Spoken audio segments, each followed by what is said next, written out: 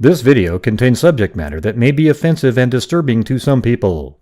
If you are the type to require a warning throughout a video or show, let this message serve as your warning. This channel discusses the harsh reality of true crime. If this warning is not sufficient for you, consider a different genre and unsubscribe from my channel immediately.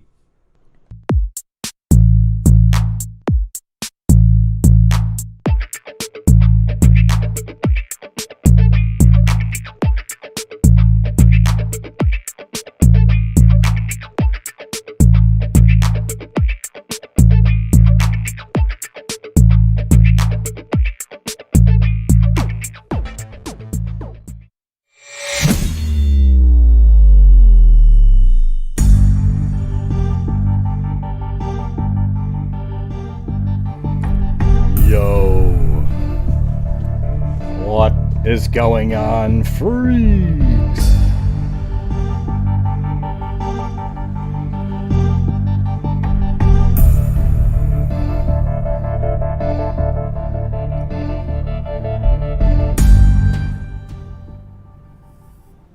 Hey, did I play you guys the Grady Judd where these people were scamming on COVID? Not the officers. Excuse me. Remember the fire department guys that were scamming the COVID? I didn't play the other one, right? Where there's like a 10-person, getting funds. No, I don't think I have. Rebecca, you're confused again, I think. Yeah, I didn't think so. Okay. Yeah, I played the one with the fire department, but not this one. It has there's 10 people involved. Well, you just said... Oh, okay. All right, so now we're starting up a new month, everybody. Yeah! Got 3,000 on the charity for DNA genealogy, and then we've got put 500 in on the National Center for Missing and Exploited Children. So now we're on to a new month. All right, here we go.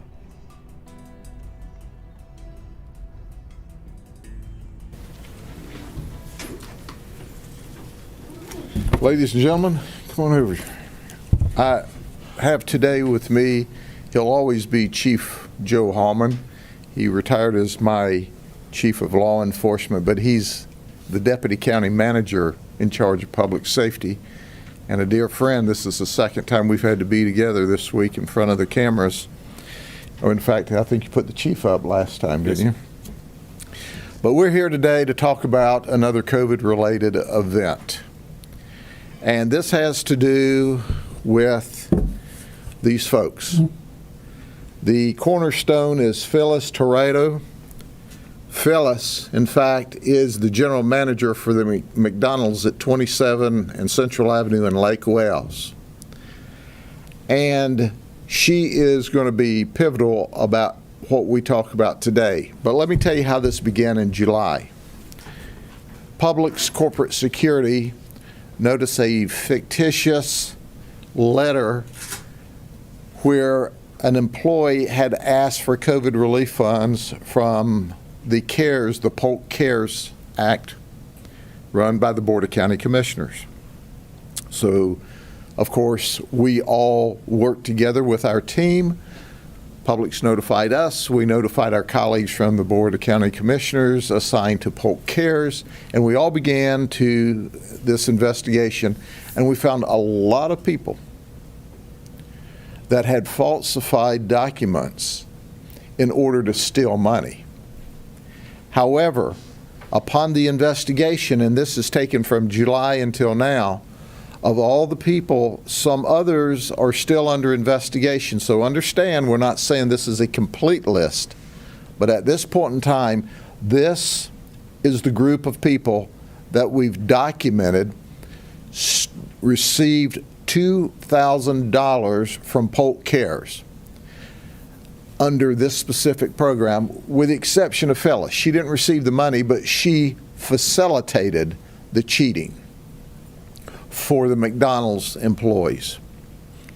So the COVID program was designed for if you lost your job, you were laid off, furloughed, or had to take a reduction of hours because of COVID.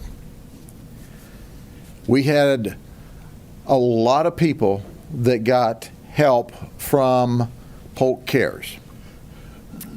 The overwhelming majority legitimately. But we had a few dozen. I think we're up to 39 in addition to this that we're investigating, but none of that other 39, even though they've submitted documents, none of them actually received any money because of the great work and the checks and balances of Mr. Hallman, and we'll let the deputy county manager talk about that. But here's what we found. That Phyllis, who's the general manager, she, like Ebony Cheney, felt sorry for her, so she dummied up a letter so she could qualify for Polk Cares. Then that letter was duplicated through those that work at McDonald's that were to receive the money illegally. We found, I believe it was 3 that worked for public supermarkets that took records and took a document, an HR document, off of a bulletin board and used Public's logo, public supervisor's name, and as a result received money. Here's what makes me angry about this. There are people, because there was a finite amount of money, there are people who needed the money the worst that didn't get the money because these folks stole and created fraudulent acts to steal. We determined through all of the communicating with them, either they made admissions or outright confessions, they didn't qualify. They knew they didn't qualify, but they stole stuff. So, like yesterday when we started arresting people, if you were in line at McDonald's on 27 Central, and when you got there to get your hamburger, it was cold, it's because we were arresting people.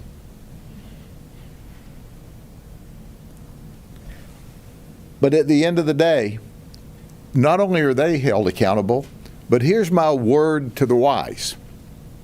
Other of you are under investigation still. If you violated the law and got money, we may not know it at this point in the investigation, but we're continuing to go through documents. But we'll get to you. If I were you, I would beat feet down to the county and give that money back before we figure it out. Because see, if the county's got their money back, then yeah, you may have some problems, but certainly you can go before the courts or the judges and say, hey, you know, I made it right. I shouldn't have done what I did. These folks are charged with a litany of charges. They're charged with scheme to defraud, grand theft. Phyllis is charged with cheating. They're charged with criminal use of personal identification.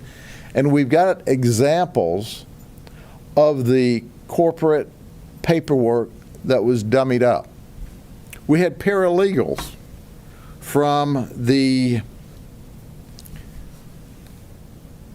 literacy program, the literacy school over in the Winter Haven area.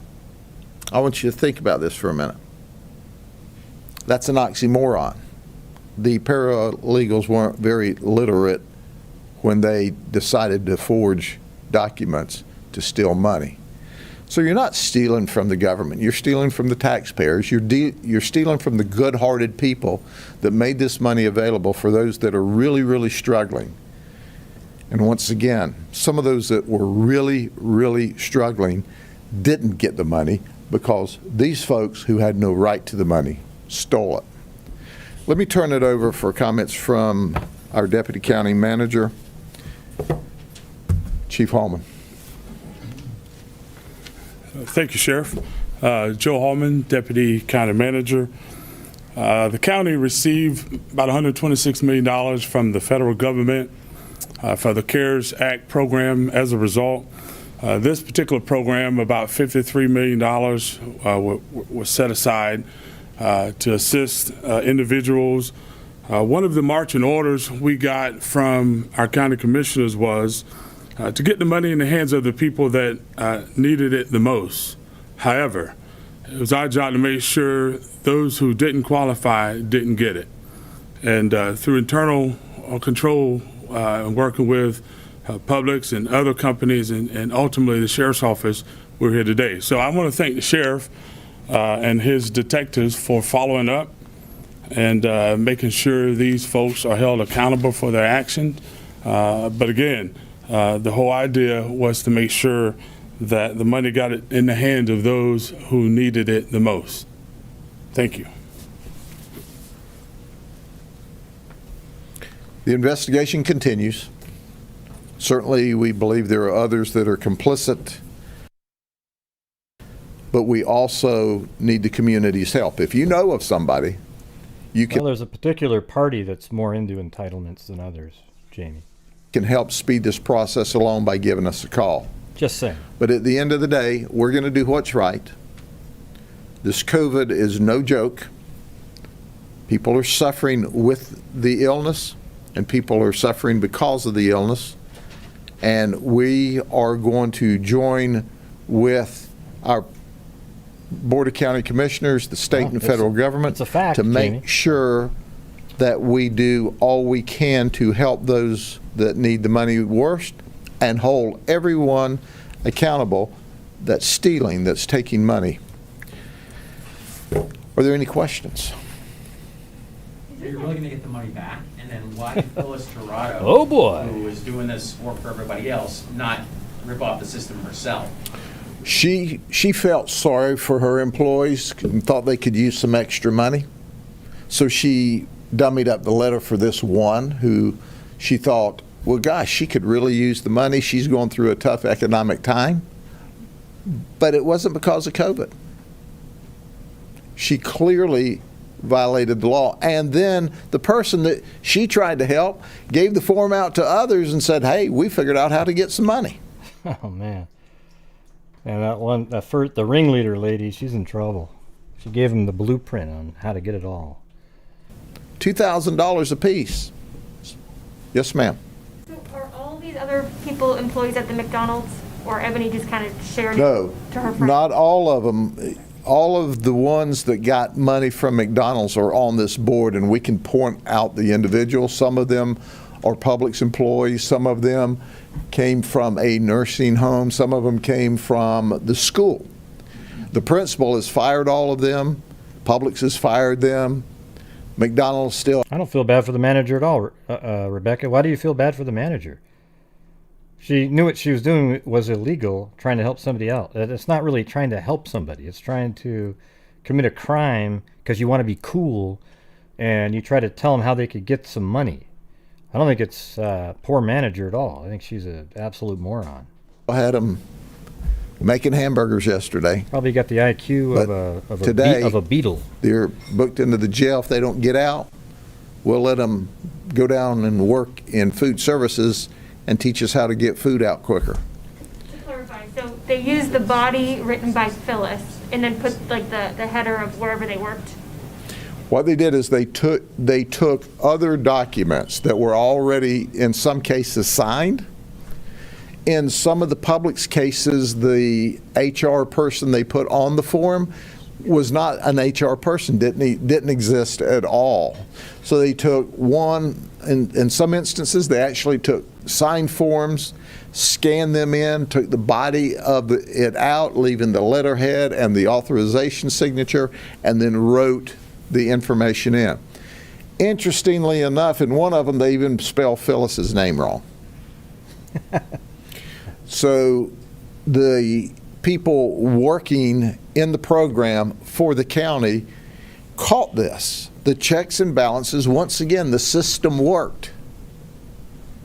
And it worked for the people who needs the money the most, because who knows how many there would have been. Hey, Jay. Had they not got in early on and stopped it, because there were a lot of people that were trying it.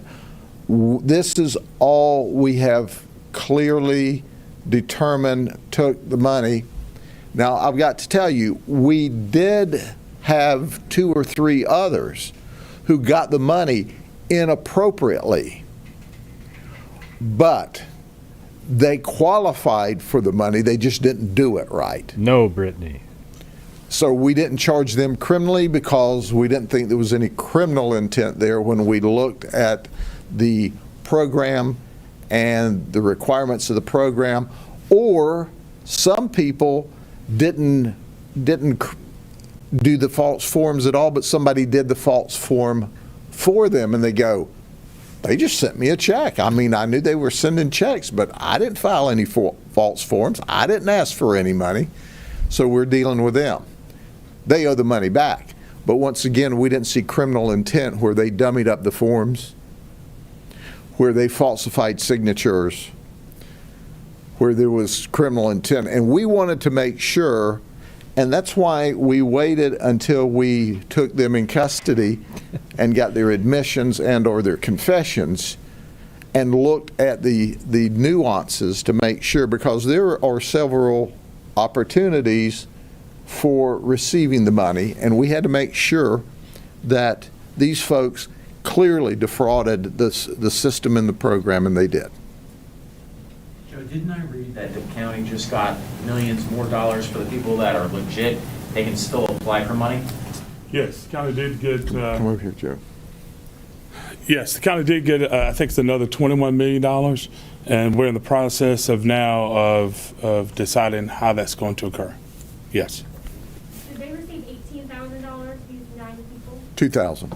Well, right. So Total. 9, 18,000? yes. They received it. Did they give that money back? No, they're under criminal investigation. I'm certain that that'll When do you get to start doing curls again, Jay? probably be part of the sanction, is you got to pay it back. Certainly, I hope so. That's what we're going to advocate for with the state attorney's office. But for the extra $21 million that the Board of County Commissioners received, and the commissioners have so gratefully sent out for those who need it worse, here's a newsflash. It's free information. Those of you who are not entitled to it, don't try to falsify forms and get it, because if you do, we'll be able to put your picture here and the next one's picture here. We'll just have us a bigger board, because we will arrest you, guaranteed 100%, and put you in a no-COVID cell at the jail. Okay? Mr. Holman, sorry, one more question. Do you have any idea how many people, were deserved this money but weren't able to get it, like in the first round? Do you have any numbers on that? I do not. We did have a waiting list. If you remember, the first round of money went out, and we had more, especially the seniors program, we had more folks that was eligible to get it than the monies we had. And so the commissioners allocated additional dollars to that in an effort to make sure our seniors and disabled person got more money. And even then, there was still some left on the list needing help. And I'm sure you know, we've been hearing stories, people so desperate for this money. How does this make you feel? Well, it makes us feel really, really, really bad, because the folks who really need the money the most didn't get it. And then you have folks who would fraudulently get it. But as always, you'll get caught, and they got caught. Yeah, I mean, there's some people think. See, what's funny is stuff like when he says stuff like, yeah, you can put one here and here. We just need a bigger board. See, those are the kind of things I think are hilarious. Because it's just something so simply explained, but true. Thinking, well, they're giving the money away and nobody's paying attention. You know, thought for the day. There's checks and balances in place. You're having to send written documents. It ain't rocket science. But the checks and balances caught these folks, caught other folks that are still in line and are being investigated. But these are the ones that actually got money, keeping those that needed it the worst from getting it. Makes us angry. All right. Thank you. God bless you. Have a great weekend. See you at the next event. Next event.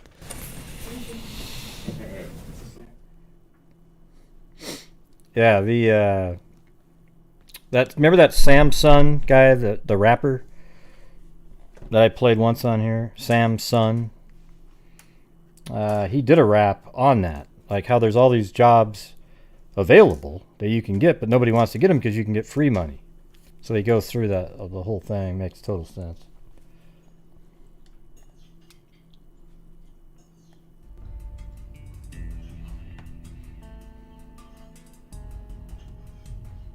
He doesn't sing anything that you've heard of. It's just a YouTube channel called Sam's Son. Maybe Sam's Son. I don't remember exactly. But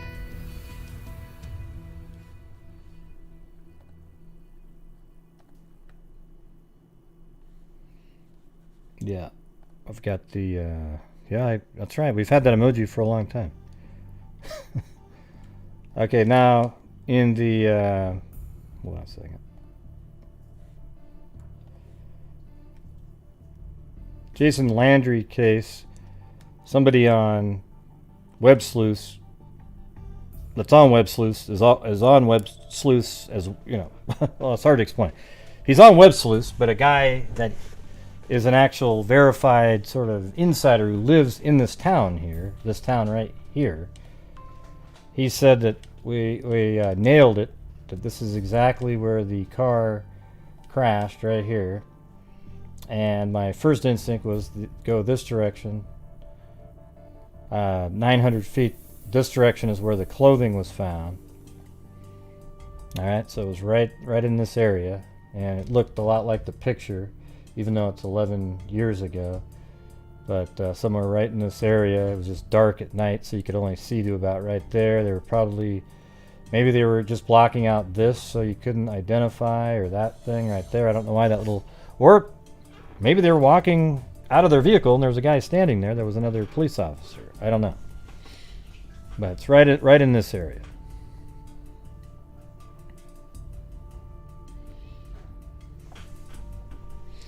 And they're not really sure if the clothing they found was anything that he was wearing, or was it clothing that was in his car that he took on his trip with him. But he says that the dogs tracked him down to right here next to this abandoned shed right here. I guess there's nobody living in either one of these two buildings. And this has been there since 2011, so imagine the disrepair it has right now.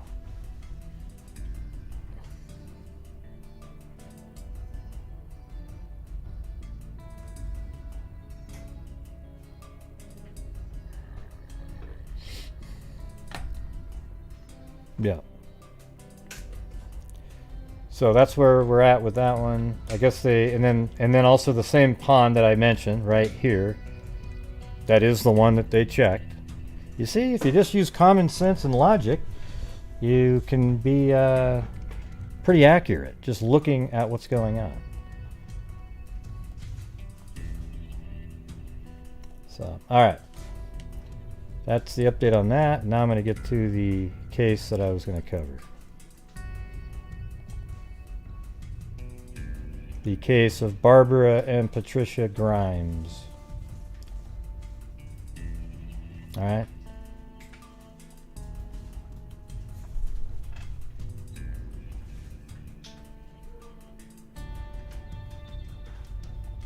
This one has. I mean, it might be a point where I skip over some stuff because it's pretty massive. I mean, you guys want look at this folder right here. Watch this. Watch.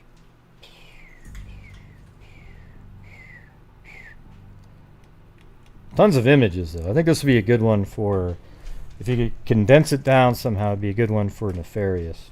I've got to get done with the one that I'm working on now.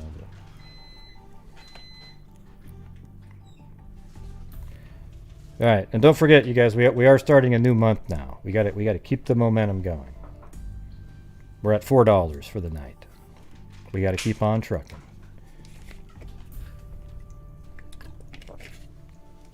All right, here we go. So it started off where they were missing persons. So this is on the 28th of December is when they went missing, right? So it says search is being made for girls. Police broadened their search today for 2 teenage girls missing since Friday from their southwest side home. Let me show you a picture of them first.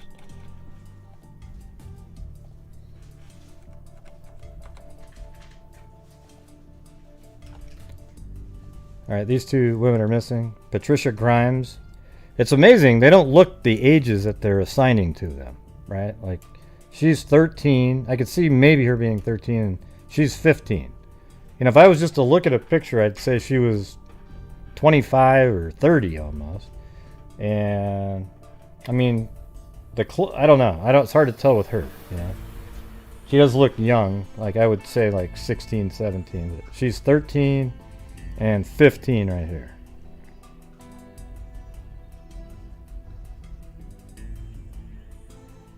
I don't know, Zozo. We're on to a new case, though. He's probably fell into a well somewhere.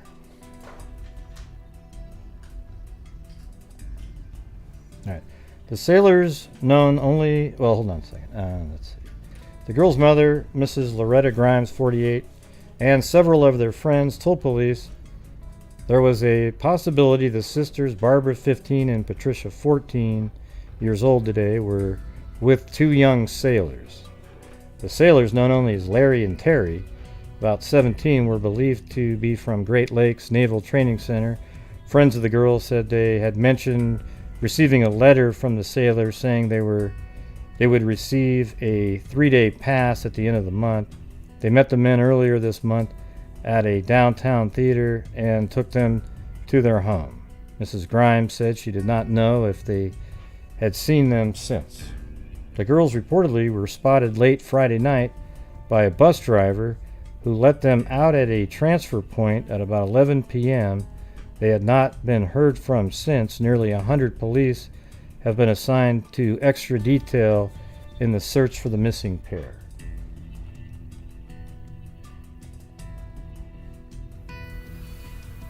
And this is another article from the same day, more information in it. And they're sisters, obviously, with the names. But 2 sisters, 15 and 14, objects of a wide search since they disappeared Friday night from their home on the southwest side, were reportedly seen the next morning near where the 3 slain Chicago schoolboys were last seen on October 16th. So I have to go do that case, too, coming up. The girls are Barbara Grimes, 15, and Kelly, high school sophomore, and Patricia, whose 14th birthday is today, a 7th grade pupil at St. Maurice's School. Their home is at 3634 South Damon Avenue.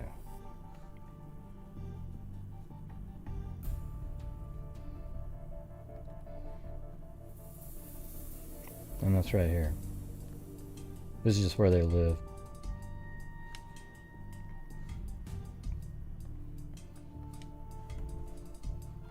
Yeah, so it's that house right there, the taller one.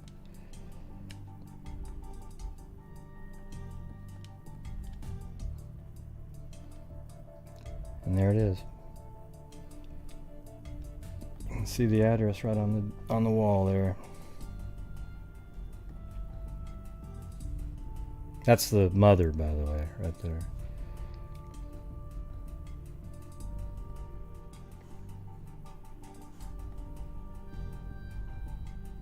They left home at 7:30 p.m. to go to a movie. Some nearly 100 policemen seeking them were informed that the girls may have been seen at 11:05. I wonder if I should do the notes again.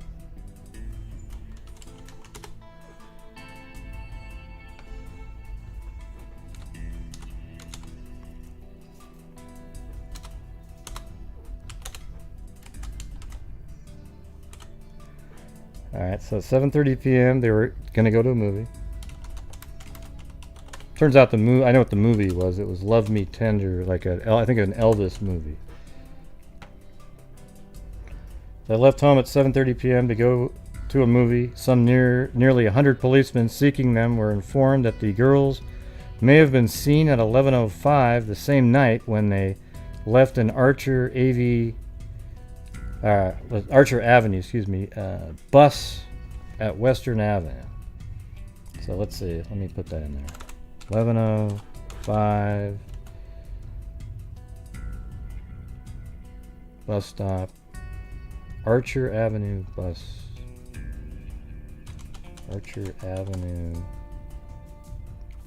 bus at Western Avenue. Okay, that makes sense. Let's see where that is.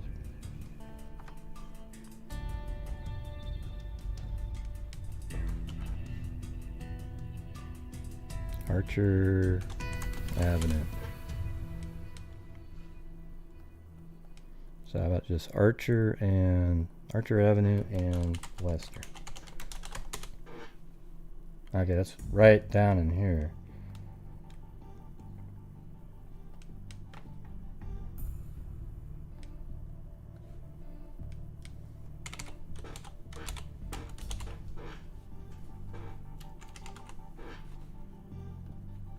Okay.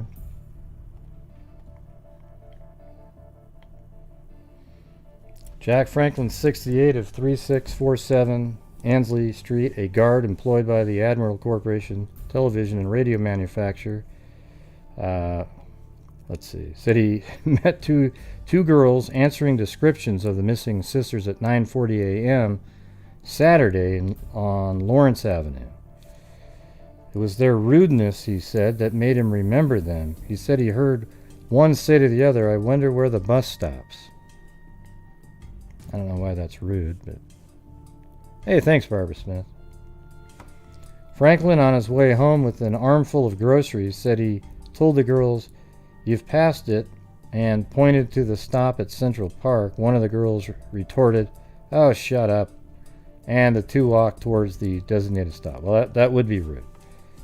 But he's saying this on a Saturday, which would have been the 29th. Let's see. The schoolboys, Robert Peterson, 14, John Schuster, 13, and John's brother, Anton Jr., 11, were believed last seen in the bowling alley at 3326 Montrose Avenue about 8 p.m. So they're mentioning another case that's happened in the area, but I'm going to just move on to an article here. So this is another article on the 30... Basically, that's the same one on the 31st. And then widened search for two young sisters missing for 4 days. This is from the January 1st of 1957. They went missing on December 28th, 1956.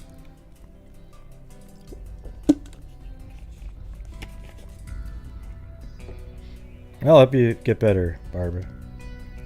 The search for the Grimes sisters, missing since last Friday, widened yesterday with these developments. A friend of the girls said she saw them Saturday afternoon in their neighborhood. So a friend actually said that.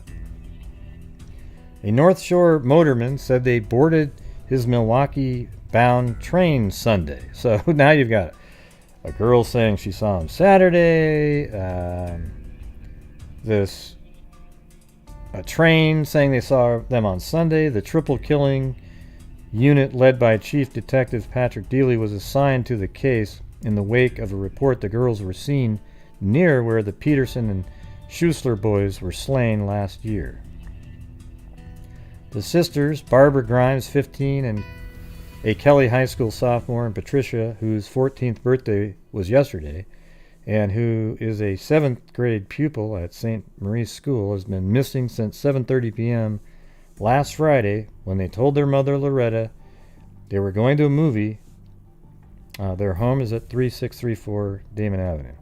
The North Shore motorman, Bernard Norton, said two girls who looked like the sisters boarded his train at the Edison court station in Wauhegan at 2 p.m. Sunday. This station is 2 stops north of the Great Lakes Naval Training Center. Police are investigating the possibility the girls might be with 2 teenage sailors. And let's see, one wore glasses. Norton, however, said the younger of the 2 girls he saw wore glasses. And so I don't think Patricia wore glasses. McCarthy was told by Judy Burrow, 15 of 2226 West 37th, a friend of Barbara's, that she saw the Grimes sister at about 2:30 p.m. Saturday. So that's again the following day after they went to the movie.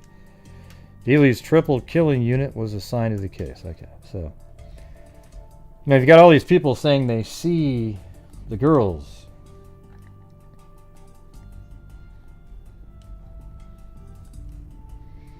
Mother's plea to 2 girls to return home. Miss Loretta Grimes, 48, mother of the 2 girls missing since Friday, appealed to her daughters yesterday to return home, saying she had been overwhelmed by the grief of their disappearance and a family tragedy of 2 years ago.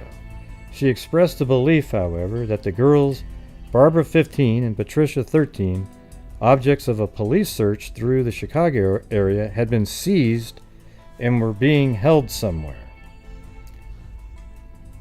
So, she was thinking, see, this is one of those things where, the mother knows her kids, so she knows that this isn't normal, and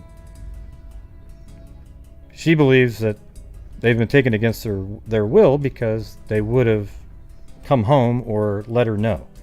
She's the mother. It's amazing how police and everybody do not listen to what parents say. She said worry about the missing girls has been increased by a gruesome telephone prank. An anonymous caller told another daughter, Teresa's 17, so there's more siblings at home, that the bodies of the girls were in garbage cans in an alley behind the theater at 4207 Archer Avenue. They had gone to see an Elvis Presley movie. Police searched the alley. I don't think my girls have run away. Police, however, are investigating reports the girls had been seen and the possibility that they might be with 2 teenage sailors. The girls were seen by a friend in the Archer Avenue Theater at 10:15 p.m. Friday, so they were seen at the theater at 10:15. That makes sense.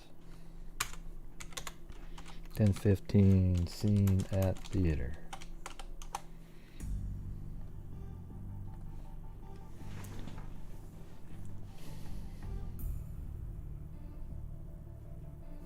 Let's see. They previously had seen the movie 3 times in a single day at a Loop Theater. Friends also reported seeing them in mid-afternoon Saturday near Archer Avenue and Hamilton Street. Thank you, Carolina Carla. Police Captain John McCarthy of Brighton Park said he was convinced the girls still were in the area and he was concentrating his search there. The young girl, Patricia, what's weird about the papers back then? It's like, you'd think it would start up here, but they do these little, and then you just jog over here a little bit. The younger girl, Patricia, known as Petey, was 13. Yeah, there you go. I just turned on the notification, the sound effects. Maybe that'll help out.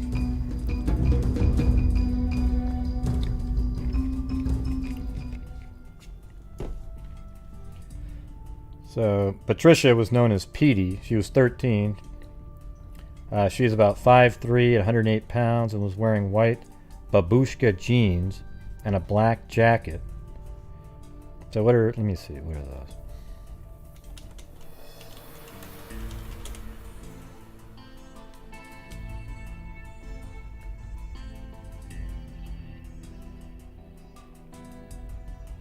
So what's a babushka jean? I don't know. Just a brand? Okay. Barbara, the older, is shorter and about 5 feet tall and weighs 98 pounds. She was wearing a gray babushka and gray tweed skirt and a gray 3/4 length coat. They have brown hair and brown eyes.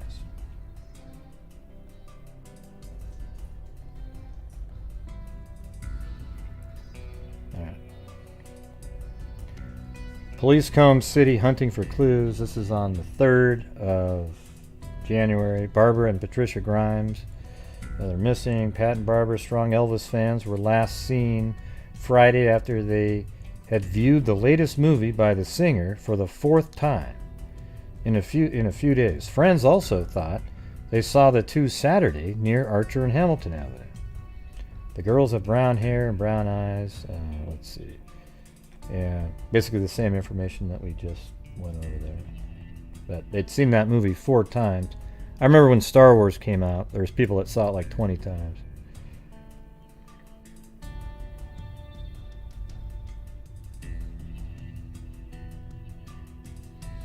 Let's see, the special detail of detectives working on Chicago's triple slaying. That's who was looking into it.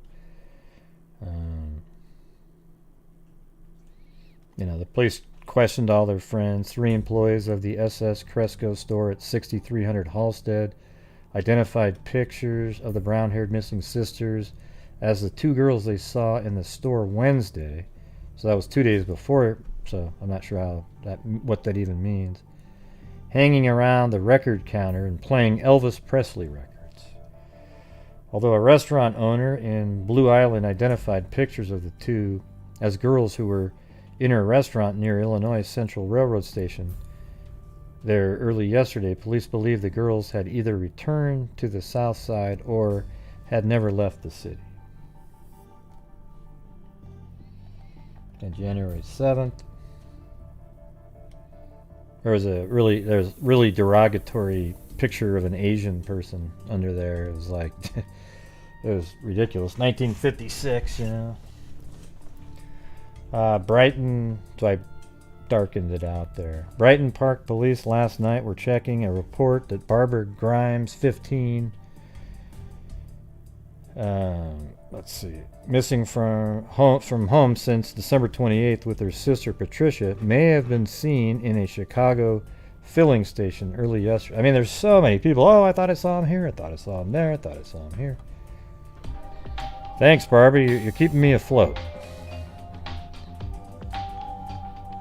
Oh, Jesus.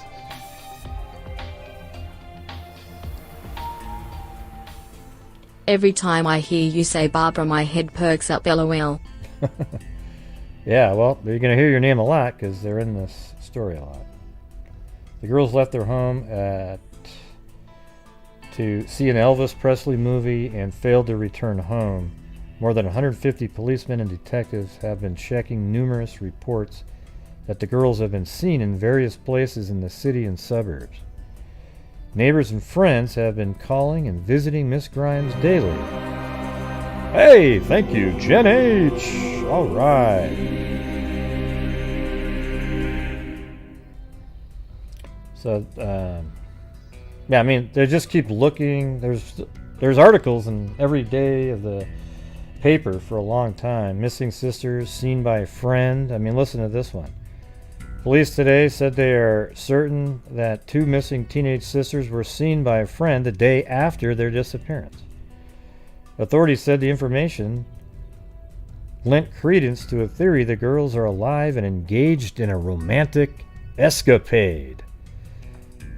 Lieutenant Joseph Moros, head of a special investigation unit in the case, said a friend of Barbara, 15, and Patricia Grimes, 13, reported seeing them in a red car with 2 older boys. The girls definitely talked to well, it says the girl definitely talked to one of the Grimes sisters. See, that's weird,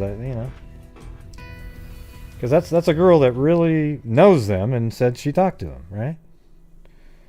Meanwhile, police distributed 5,000 circulars containing pictures of the missing girls throughout the Chicago area. Callers said girl was tied in auto trunk. See, look at this stuff. A telephone call from an anonymous man that a 13-year-old girl was tied up in his car trunk in a parking lot sparked a widespread police search Thursday. Officers investigated trunks of all autos leaving 4 downtown parking lots and took license numbers of those still parked. The search produced nothing. A switchboard operator at the Catholic Youth Organization received the call and notified authorities. She said the voice was that of a young man who told her the car was in a lakefront lot. Police have been looking for 2 sisters, Patricia and Barbara Grimes, 13 and 15 respectively, who have been missing from their South Side home since December 28th. All right. And there's another article on that same day. It's been exactly 2 weeks since they disappeared. They're talking about the mother, pale with dark eyes, dark circles under her eyes. Miss Loretta Grimes, 48, was interviewed in the small, modest red brick home she hardly has left for the 14 days of her vigil. I'm waiting here for news, hoping and praying, she said. Miss Grimes repeated her belief that someone is holding her daughters against their will. She insisted. They are not the type to run away. If someone is holding them, pleaded the mother, please let the girls call me. I'll forgive them from the bottom of my heart if they let my girls go. Miss Grimes, mother of 5, listed her reasons why Barbara and Petey, as she calls Patricia, would not run away. Let's see.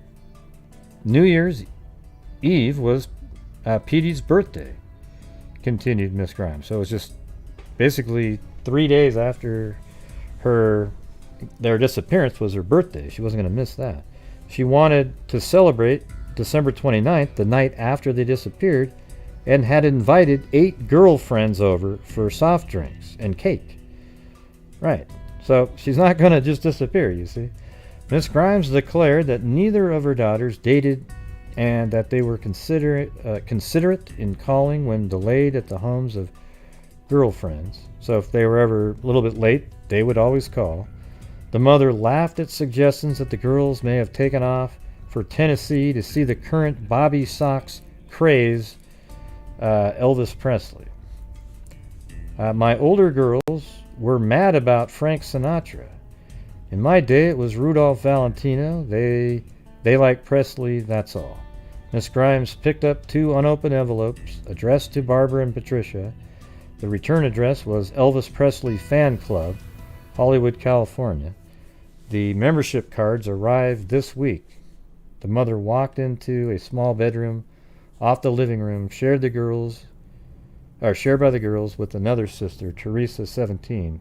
She brought out 2 portable radios in leather cases. These were her Christmas gifts to Barbara and Patricia, prized possessions of the teenagers. So they had got these really great gifts, and they're still at home. They're not going to leave those if they're running away, right? If they had wanted to go away, there you go. They would have taken these, the mother murmured. Miss Grimes recalled the night the girls did not come home because increasingly worried she knew something was very wrong.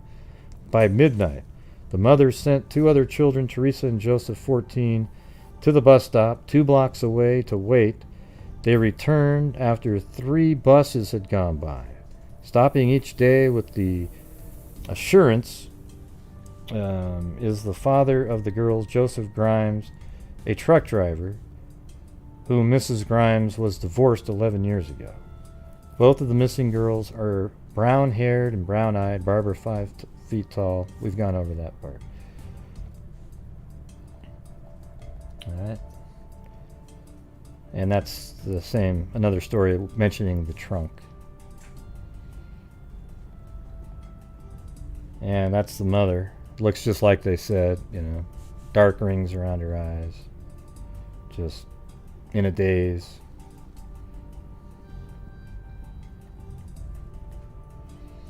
And on the 15th, 150 police combed the city for the missing teenagers' sisters.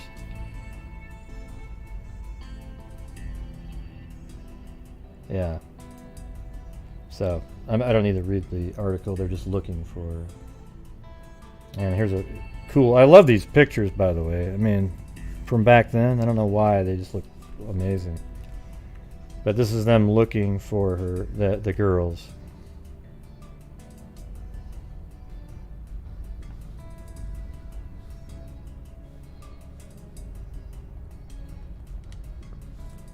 Freight cars are searched. More than 90 policemen investigating the disappearance of 2 teenage sisters yesterday began a search through thousands of railroad freight cars in the Brighton Park area. And they didn't find anything. And on the 19th, I thought this was hilarious. I mean, it's just how actors are today. They think they're so important and grandiose, and they're just so, oh wow, if they say something, boy, So Presley asks the missing teenagers to return home. Because they wouldn't have come home if he hadn't asked, right? 2 missing teenage girls have been urged by their idols, Elvis Presley, to return home to their mother. The singer made the plea at the request of police after the girls, Barbara Grimes, 15, and her 13-year-old sister, Patricia, disappeared from their Chicago home December 28th. After watching a Presley movie for the 11th time now, it says. Wow, I thought it was 4. The youthful rock and roll enthusiasts were told by the singer, if you are good Presley fans, you'll go home and ease your mother's worries. The youngsters were reportedly spotted in Nashville, Tennessee, and police feared they might be on a pilgrimage to Memphis, Presley's hometown. If this were true, the girls would merely be following an example of some 50 other runaway maidens picked up by police in the Memphis area during the past month. Each one said she was heading for Presley land. The news from Tennessee put an end to a 100-man search by Chicago police who feared they had met with some harm. They had met, well, okay, but so they're in Tennessee. Okay, great. Well, find bodies of 2 teenage girls. The bodies of 2 teenage girls were found today in a ditch on Chicago's outskirts. Clifford Drive. They weren't in Tennessee. And no, Elvis, they weren't such huge fans of yours that they went to go visit you. They literally were killed in the town where they're from, okay? Clifford Dreyer, chief of sheriff's police, said he believed they are the bodies of 2 teenage Chicago sisters, Barbara and Patricia Grimes, who have been missing for more than 3 weeks. The bodies were discovered in a ditch on the German Church Road near Willow Springs. Okay. So I know which one that is. That's the 22nd. I've got a picture of the actual. So this is a picture really clear I found online. So look at all these cars. Their bodies are right over here, right where these guys are looking down right here. These guys. And here's the actual location in this picture. Right off this guardrail. They're right there.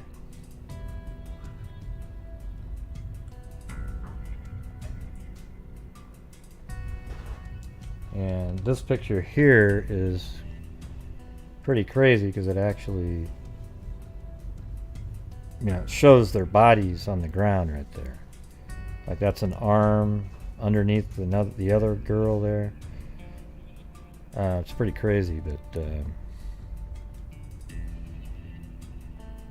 that's the location. And there's this little cliff, a rock wall right there, and they'd been there for about a month, right? So, and it's very cold outside, so maybe it preserved them a little bit. But looks like her head is underneath the stomach of this person, then her arm going underneath that leg, and then that's her right thigh, calf, stomach right there, you know. So that's the crime scene. So now using that, I think I might be able to narrow this sucker even in further. That's a different case there. Hold on.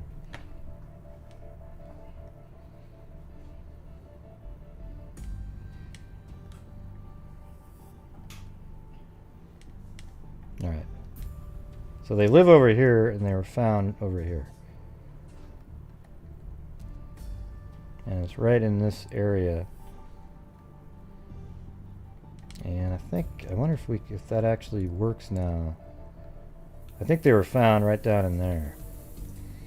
Let's see if that rock wall's still there. It's hard to see it. But on another video, it showed that they were down in that creek. It looks like they've done a lot of reconstruction since then.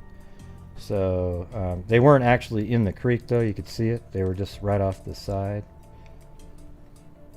That's right in this area. They said it was 200 feet from that road, but I think it was a little bit further. You can actually see it better if you go up in the air like this. And then there's another shot somewhere. Where the hell is that thing?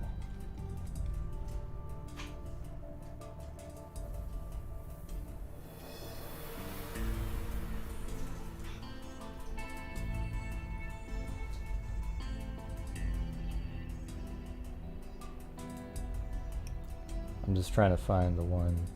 It was an aerial shot.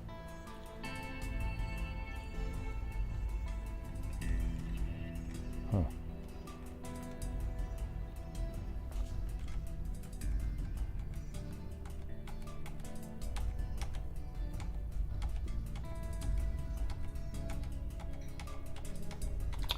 I'll have to find it as we go through it, I guess. But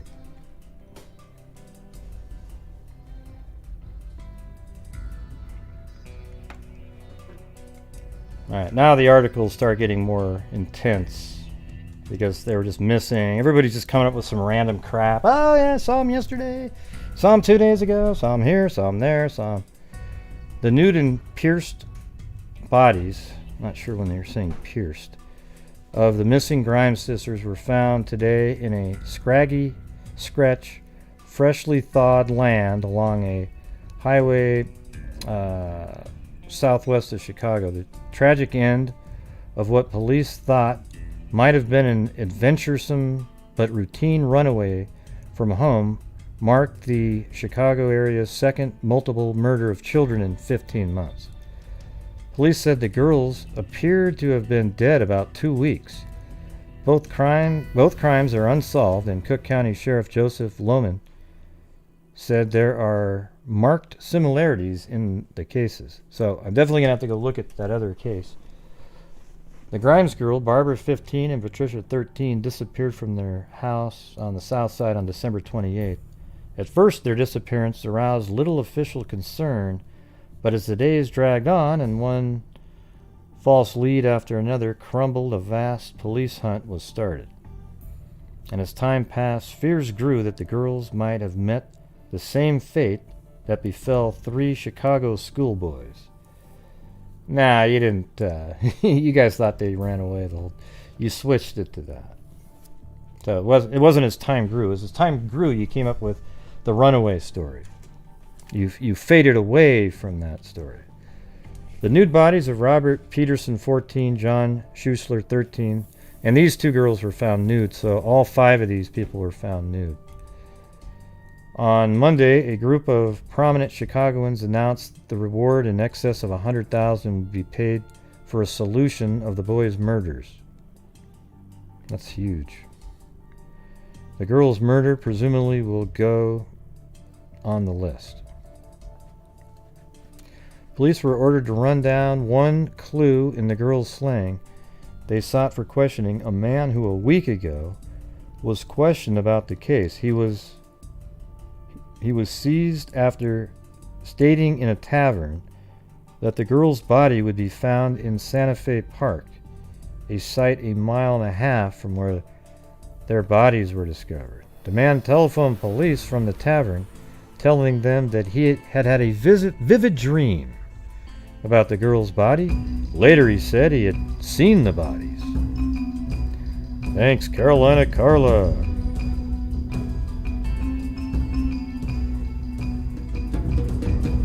Dun, dun, dun, dun, dun, dun, dun, dun. Let's see, the bodies were 10 feet from a 2-lane blacktop highway near the intersection of German Church and County Line roads in suburban Willow Springs. This is some 16 miles southwest of downtown Chicago. They said he was the number one suspect because he called that in. There was not a stitch of clothing in the vicinity. A storm buried the area under a foot of snow January 9th, so they were completely covered within 10 days after or 11 days or so after they went missing. And so that's why nobody could see them, but it's strange that nobody saw them in that 11-day period, right? I mean, they weren't that far away from the road. Police said the bodies apparently had been in the area at least since the snowstorm. Lohman said there were these similarities in multiple murders. These are the similarities.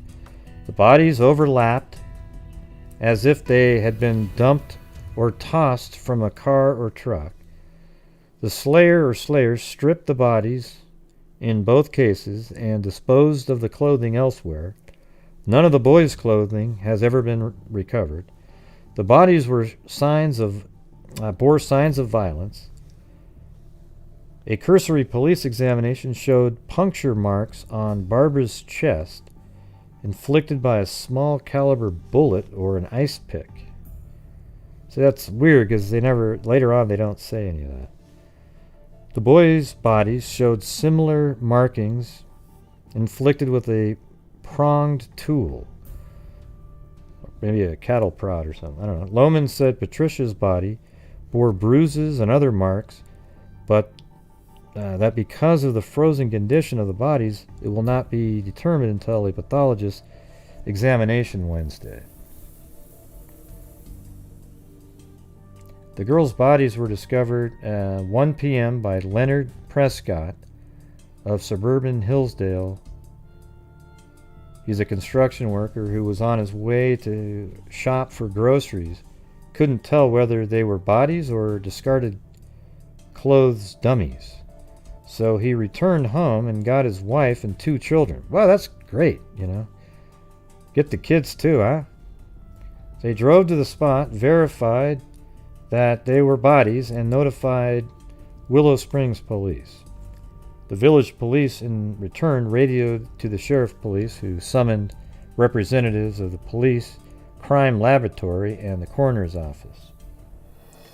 Joseph Grimes, father of the girls, was summoned and identified the bodies. The victims' parents were divorced 2 years ago. Police said they were informed, but Grimes had visited the home almost daily. The biological father, he died just only a few years after all this.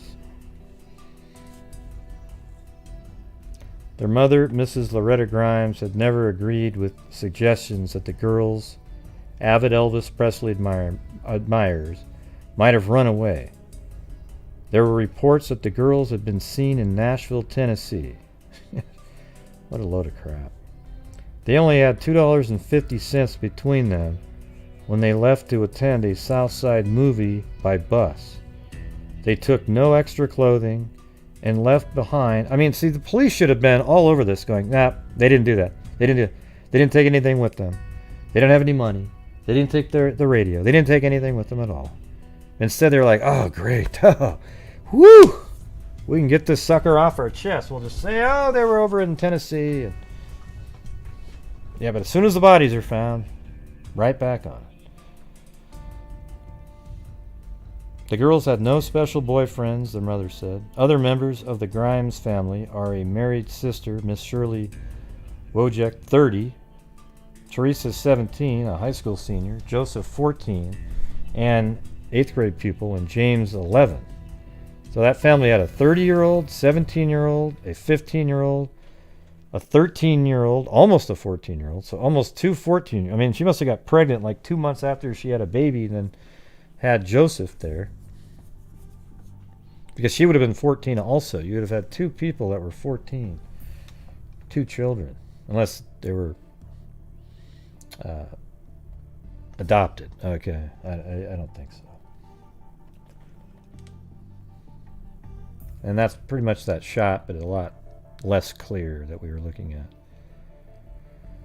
So a yellow knit blouse was found in a boarded up concession stand today, and police said it might be the first real clue. The nude, frozen bodies of Barbara Grimes, 15, and her sister were found in a muddy ditch. The blouse is similar to one worn by one of the victims. It was taken to the sheriff crime laboratory. The blouse was found in Santa Fe Park, 1.5 miles south of the spot where the bodies were found. Well, that's interesting because that's the same park that the quote, psychic dreamer mentioned. A suspect, Walter Krantz, a railroad steam fitter, admitted that he called police last week and told them anonymously that the bodies of the missing girls would be found in Santa Fe Park. He said he dreamed of seeing the bodies there.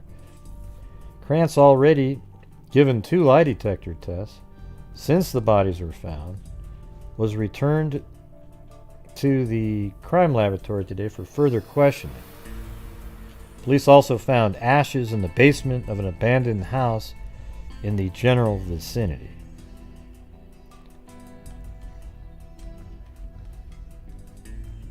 I mean, they reported every single tiny detail in this case. Literally, just things that are, oh my God, somebody found a lollipop stick on the west side of a street. Could this have been, had they gone to the store and, that kind of stuff. The bodies, one on top of another, were found in a ditch near German Church Road. Investigators believe the bodies were dumped there from the road. They said the slayer apparently was in a hurry because he could have carried the bodies a few feet further and dumped them down a steep embankment to the creek. Okay, so now we know we're in the right spot here. Because that's the only place where you'd have a steep embankment to the creek.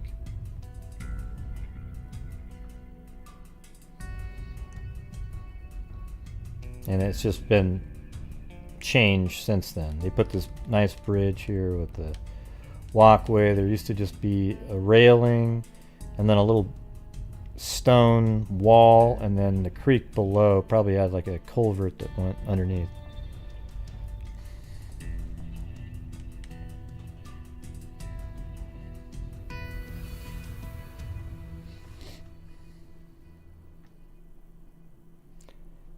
Let's see. They said the slayer apparently was in a hurry.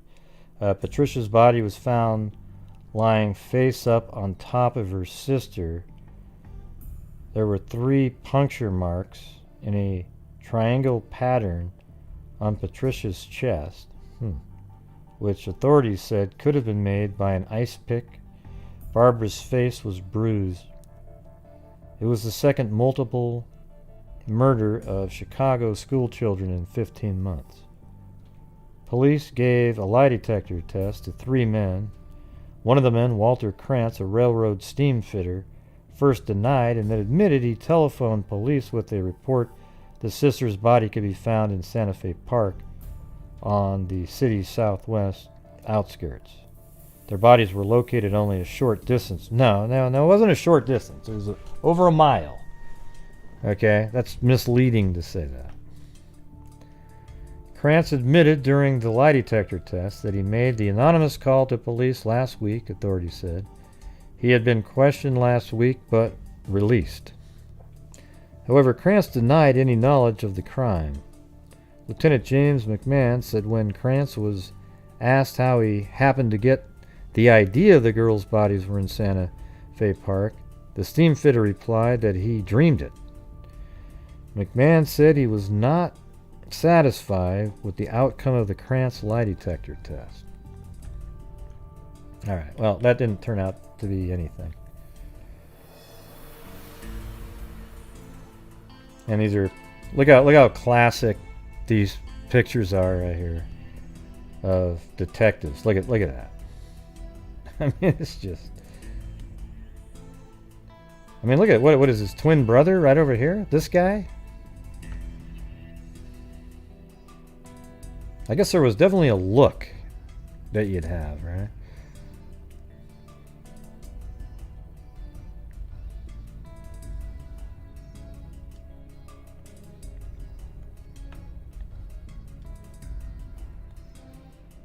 Alright.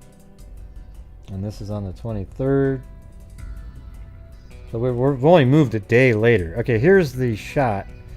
This one's interesting because we've got some maps and all kinds of... See, there you go. See, there's a shot from a helicopter, actually. And it's pointing east that way. So, you know, if you were to get up in the air here... And now we know east is to the right. So you go about like this. And then come out.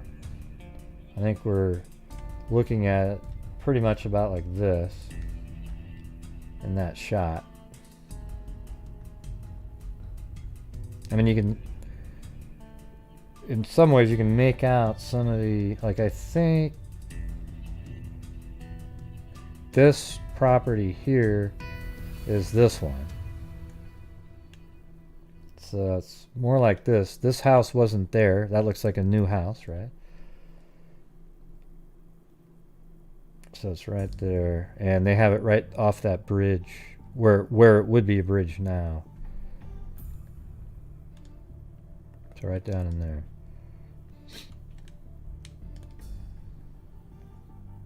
I think it's a little bit closer, about like there, but...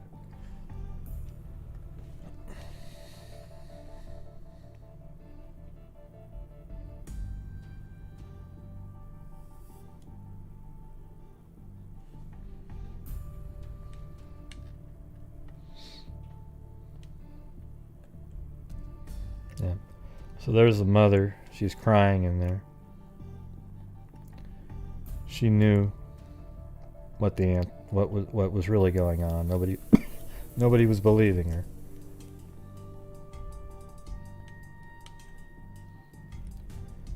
All right. The nude bodies of Barbara Grimes, 15, and her sister Patricia. Let's see. Were found yesterday beside a rural road west of Willow Springs. Their father, Joseph Grimes, a husky truck driver, identified the bodies. Then he broke down. I tried to tell police my daughters didn't run away, but they wouldn't listen to me. Yeah, see, they just... God, it drives me nuts. Sure. The bodies lay on the north shoulder of German Church Road, about 200 feet east of County Line Road. The two-lane backstopped highway... I think it's more like 200 yards. That's not right, to 200 feet. I mean, let me show you where 200 feet is. This is the road they're talking about. They have it. They keep saying 200 feet. And if you were just going to go even at the very edge of that road, that's 200 feet right there. And that's not where they were found. They weren't found right there.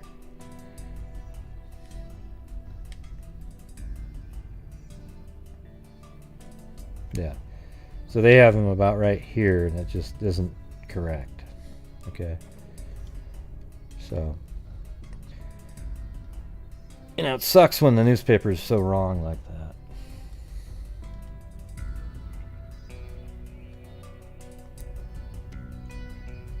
The bodies lay on the north shoulder of German Road, about 200 feet east of County Line Road. The two-lane blacktop highway once was little traveled, but now is used by many factory workers who live in Willow Springs. Leonard Prescott of 87th Street and County Line Road, Hinsdale, saw the bodies as he traveled east in German Church Road en route to a grocery. He said he thought they might be mannequins. The bodies lay just beyond a guardrail built alongside the road, and we've already shown that, so I'll show it again just so that we, right there. So there's the guardrail, and they're just right there. This girl, Patricia, is laying on her back, face up, and then this is the sister, Barbara, underneath her. So based on that, Barbara was tossed out of the car first, then Patricia was thrown out. She kind of rolled down a little bit and landed on top of her sister and stopped. And then it snowed a few days later. I guess nobody saw them there. You know, there might have been people that glanced over, they just didn't think much of it. I mean, our eyes aren't trained to be looking for dead, you know, people that are dead on the side of the road. And this is the mother right here. A really clear picture.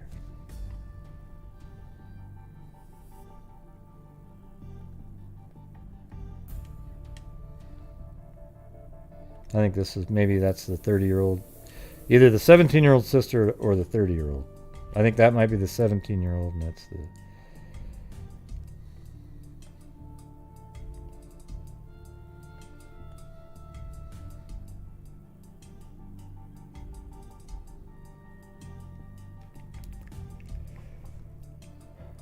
Alright, I'm just going to move on to the next article.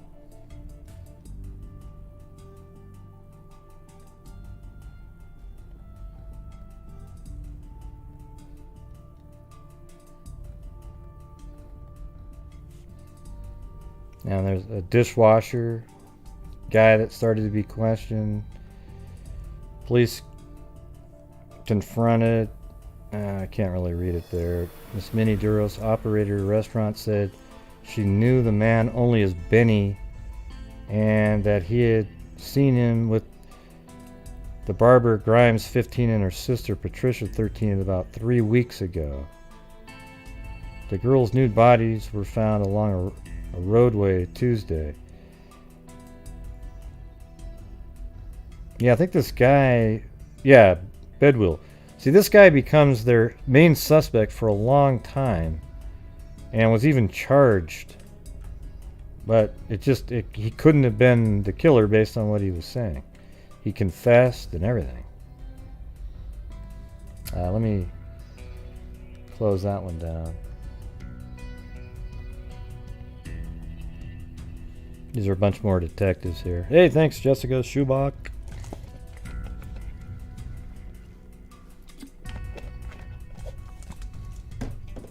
Hey, it's Martin Sheen. Look at, he's chilling out.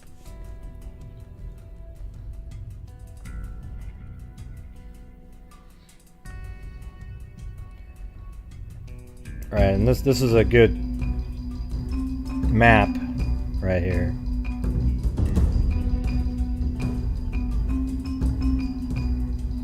Yeah, so they put the search headquarters. Oops. Shit.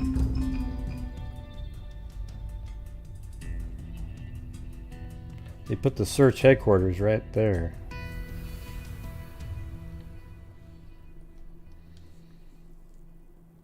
And then they said right here there was possible clue in ashes found in abandoned farmhouse.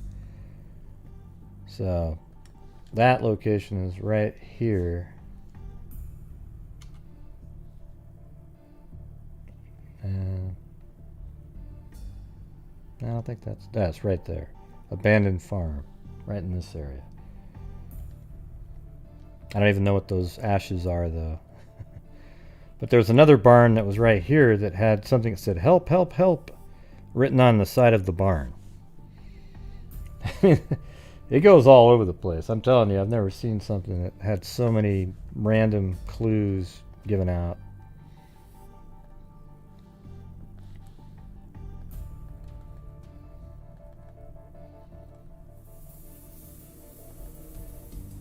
Okay, here we go. And these are a bunch of people raising funds, other students, I think, for the funeral.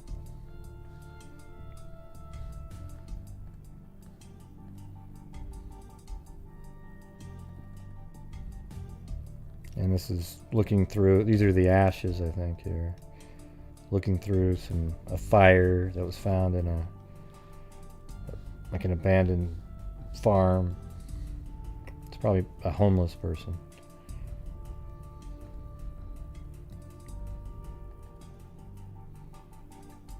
And that's detectives looking around. I think that's down by the creek.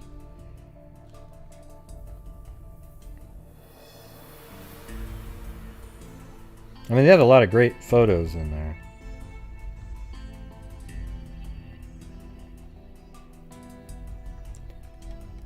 I think this is a suspect that they had, but he turned out to be not a suspect. Okay. So now we're only on the 25th, 3 days after.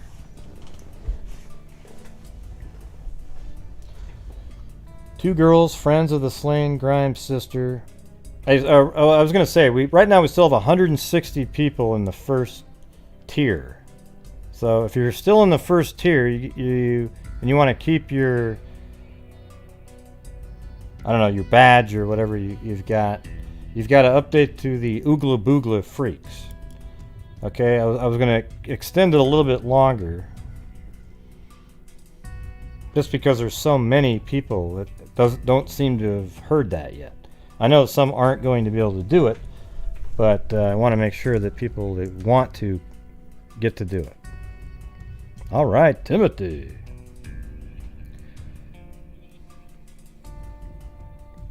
That'd be weird just to remove 160 people that are channel members. It'd be, if there was some smaller number, it'd be easy to do, but or it still wouldn't be easy because it's like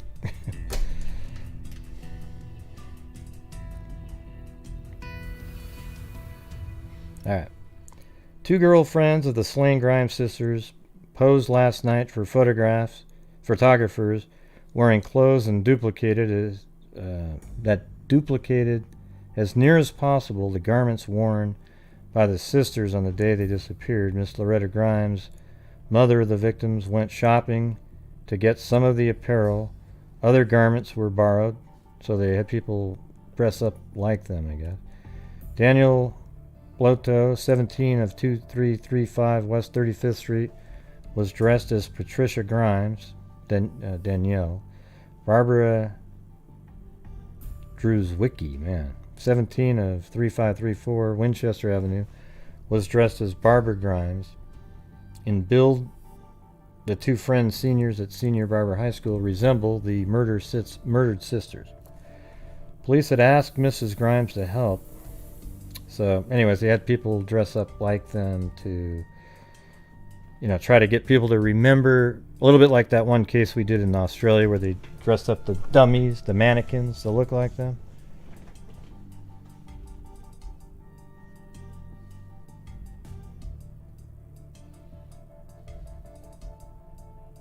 What was the Oogla Boogla bot?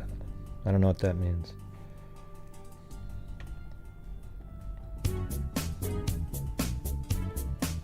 Thanks, Melissa.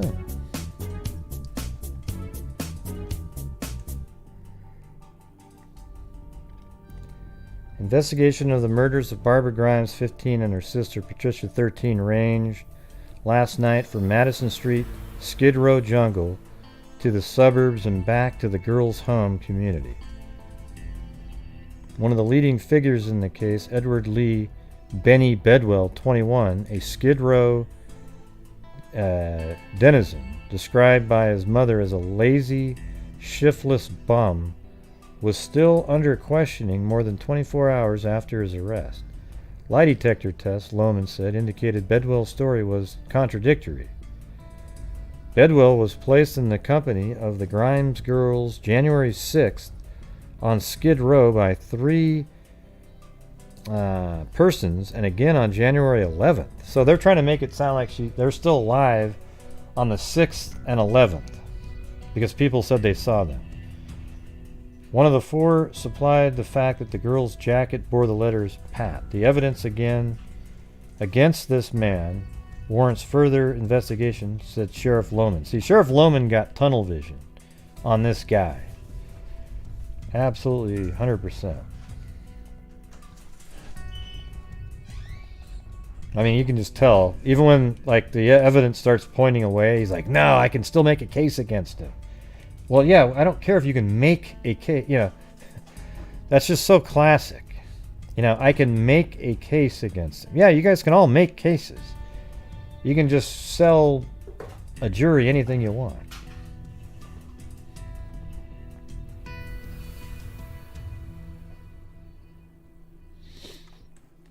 All right, so this is an interesting one because it kind of retraces the steps. All right.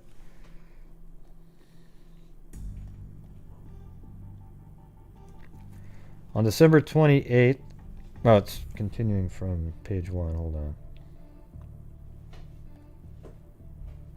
There it is.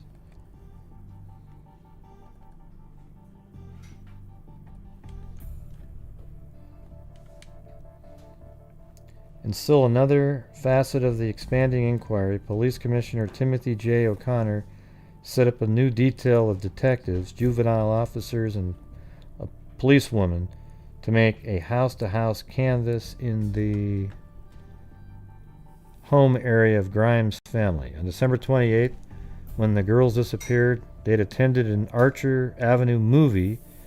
When she reported them missing, their mother, Mrs. Loretta Grimes, 48, said she believed they were being held against their will. Police were inclined to the theory that the girls had run away.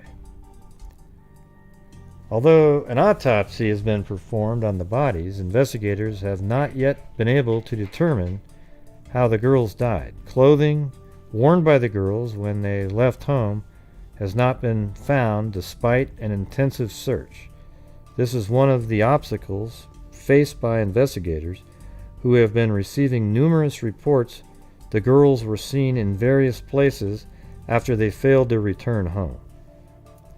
Bedwell was given a lie test on his denial that he was in the D&L restaurant, 1340 Madison Street, with Barbara and Patricia and an unidentified man of swarthy complexion on the morning of January 6th. That would have been 8 days after they went missing. I don't even think they were alive. I think they were dead on the 28th.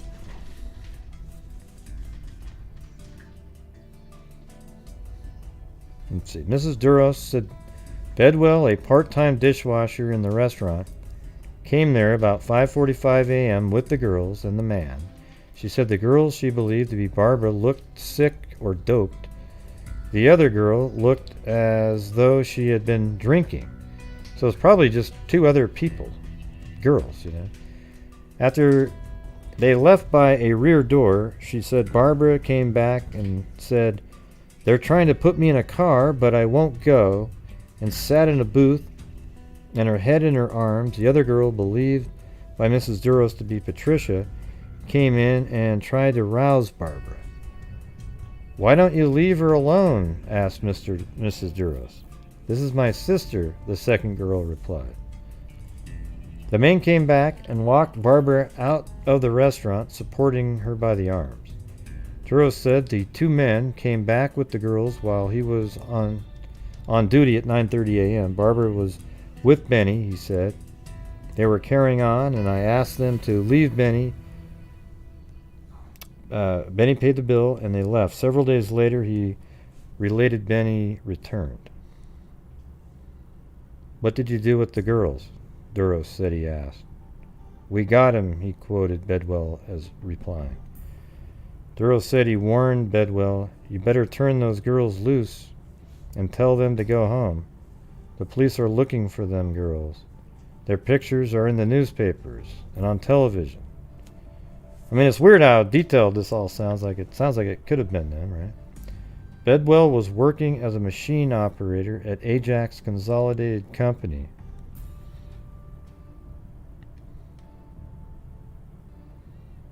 Yeah, look at all these. Name was sewed on the jacket collar. When re-questioned by Lowman police late last night, however, they recalled the name letters sewed on Patricia's jacket. The girls were reported seen elsewhere along Madison Street at various times. Robert Hilpersauer manager of the American Theater 8, North Ashland Avenue, identified pictures of Barbara and Patricia as those of two girls who had been in the theater several times between January 5th and 10th. So, yeah, but they didn't do that. See, everybody keeps saying they see them all the time. Edward Martell, 65, night clerk in a hotel at 1521 Warren Boulevard, said that on January 5th he saw a girl leaving a restaurant at 1540 Madison Street with a man. He identified her from a picture as Barbara Grimes. See, everybody wants to be, it's sort of like in the Delphi case, You get all these emails from people, and they send you a picture of the killer, and they all want to be the one. If I had $1 for every picture sent to me, I would have retired a long time ago. And if I had $1 for everybody watching the stream, we'd have just a normal, regular, decent night. Let's see. It's 1957. I mean, it was late. We'll just say 1957.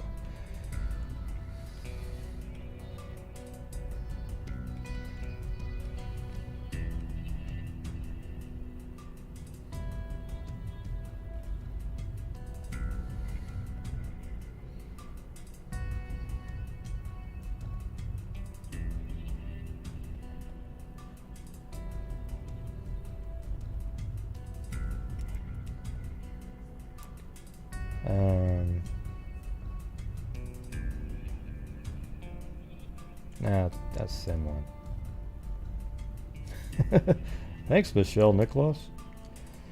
Alright, here's the dream. Suspect who saw two girls' body in a dream is Enigma.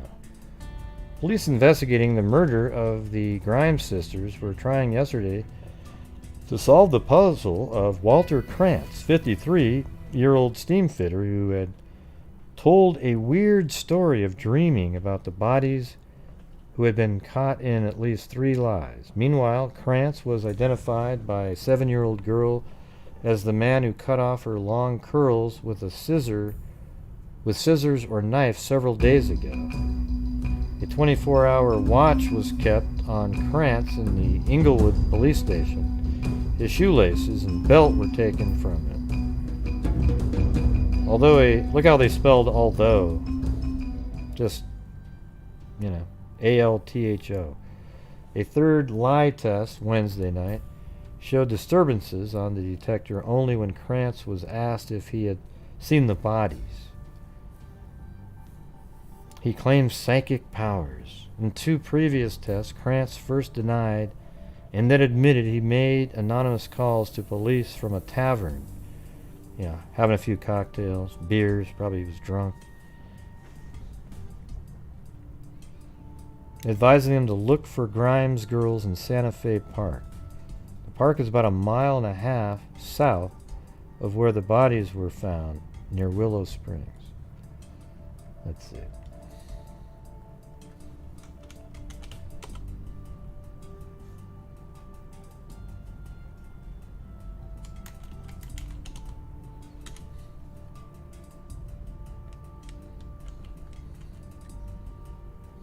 Oh, yeah, right there. Yeah, it's not too far away, I guess. Well, it's 1 mile, though, So this is Santa Fe Park right here.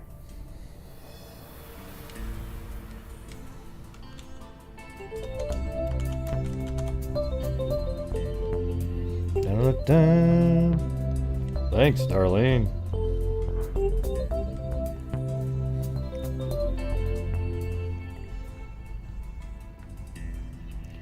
Park is about 1.5 miles south of where the bodies were found.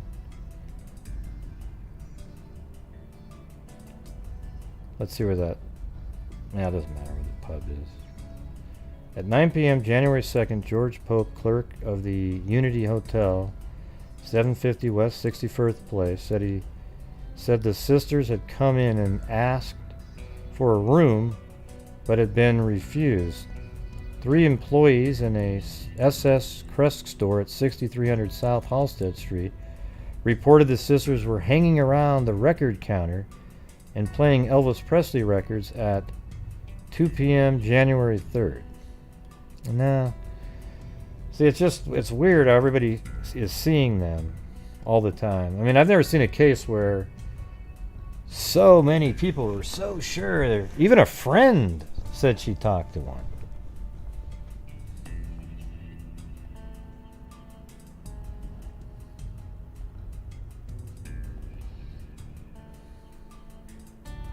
Yeah, so that Skid Row dishwasher becomes a suspect. And under, like, 4 days of interrogation, he confessed to something, but it was just totally whack. And this is the wake for them. That's the mother again. And that's obviously the 14-year-old son. Probably the biological father, maybe the 30-year-old daughter, and then the 17-year-old daughter right there.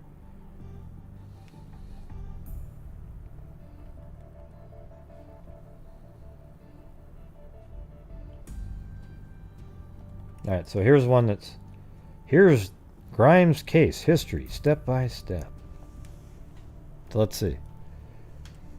The time is midnight, the day Friday, December 28th, 1956. The place is a mortgaged and broken home at 3634 South Damon Avenue. A mother, Mrs. Loretta Grimes, 48, sits worried and waiting for two of her daughters to come home from an Elvis Presley movie.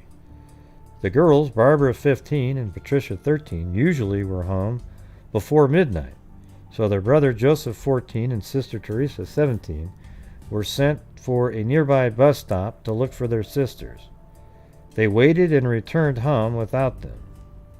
The family waited, and then the city waited until 3 weeks later. The girls' nude bodies were found sprawled cross-like in a ditch beside a lonely road, old snow under them and new snow falling on them. This is the chronological story without hindsight of a cold month that began with worry, proceeded through a maze of searches, pranks, false alarms, and well-meant misidentifications, and will end tomorrow when Grimes' girls are buried. Miss Grimes, anxious, now notified Brighton Park Police December 29th that her girls, who never had stayed away overnight, were missing. She said she last saw them at 7:30 p.m. the night before as they left home with only a few dollars for a movie, and let me get that in there now, at 4223 Archer Avenue.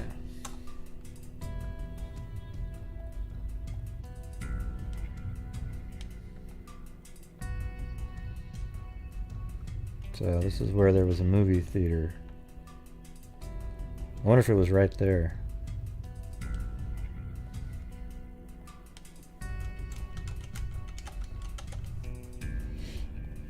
Alright, so that's where the movie theater was.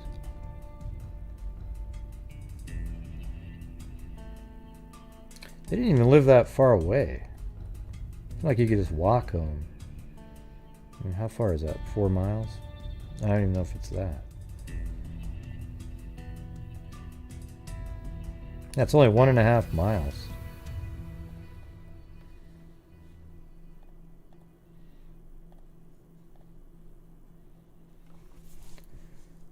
Alright, left home with only a few dollars for a movie on Archer Avenue, December 30th. The search was on. The girls had been seen sitting together in the theater. They were seen getting off an Archer Avenue bus at 11 p.m. that night at Western Avenue, which I have on the map. You're really close to home at that point. So right here, got off the bus right there, and that makes sense. That's where you get off, because you would get off and then walk down the street to get to your home, right? I mean, maybe there's another bus stop here or there, but you could easily just get off there and just walk down the street and go to your home. Yeah, like I said before, I always think when I do these long form shows, the interest level isn't quite as much. I know that a lot of people like them, but a lot don't, you know. And the enthusiasm isn't quite there. I'm going to have to change it up at some point. Let's see. So at 11:05 p.m. they were dropped off that night at Western Avenue. They were seen at 9:40 a.m. December 29th, asking where the bus stopped at Lawrence and Central Park. Let's see.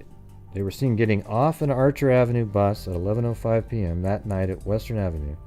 They were seen at 9:40 a.m., they're saying, on the following day, asking where the bus stopped. See, I think all of that is just false information. December 31st, after the Lawrence Central Park Avenue clue, special detectives were called in because this was the neighborhood where 3 schoolboys had been seen last in October. See, I think that one might be related. Hey, thanks, Zozo. The new year brought new clues and new leads, too many to list. Every lead was checked. Every lead proved useless. A North Shore motorman reported seeing the girls on a train near the Great Lakes Naval Training Center. The girls with 2 sailors known as Terry and Larry. No, the girls were south of Chicago in a Blue Island restaurant eating chili and ice cream. See, these are, I think what they're doing is saying all the misinformation.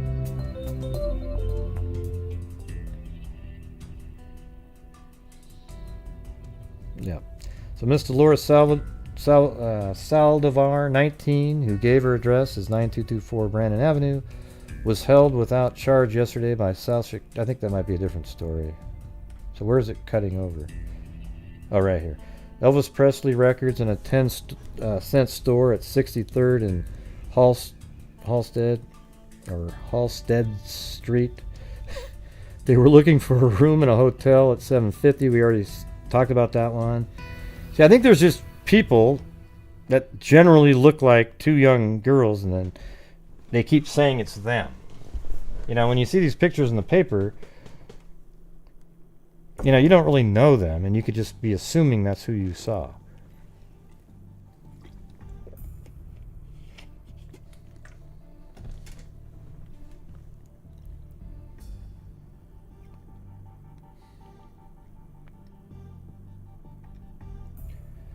Mother's worst fear. Police were inclined to believe it. Some people were a little callous.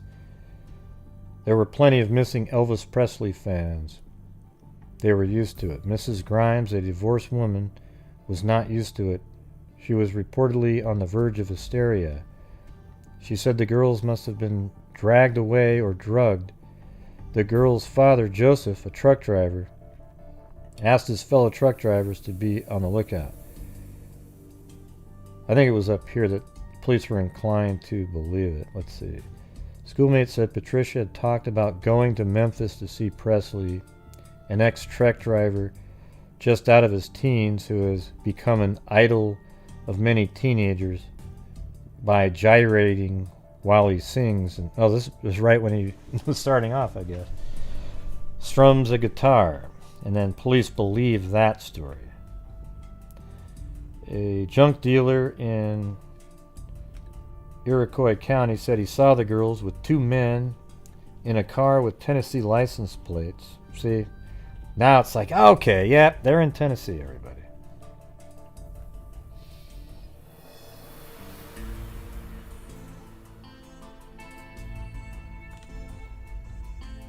Oops.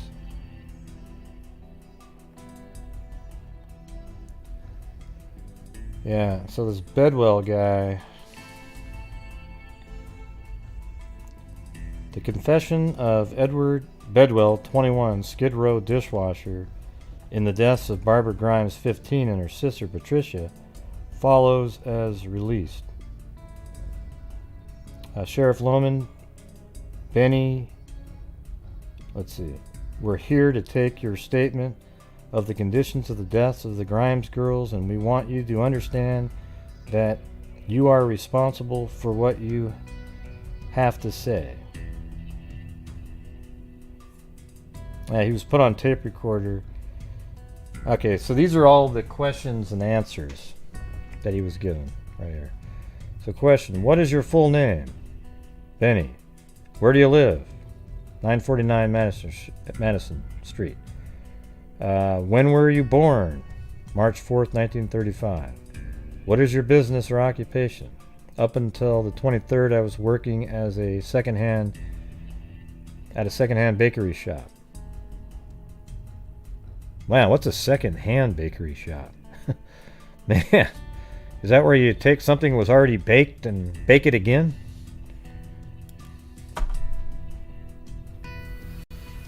I don't think I'd want to eat something from a second-hand bakery shop. How about you?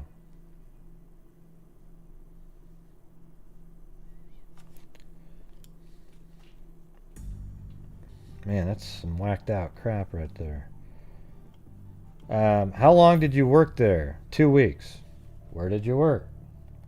This is like really long. Look at it. It takes up. They do 3 pages in the paper on this thing. Hold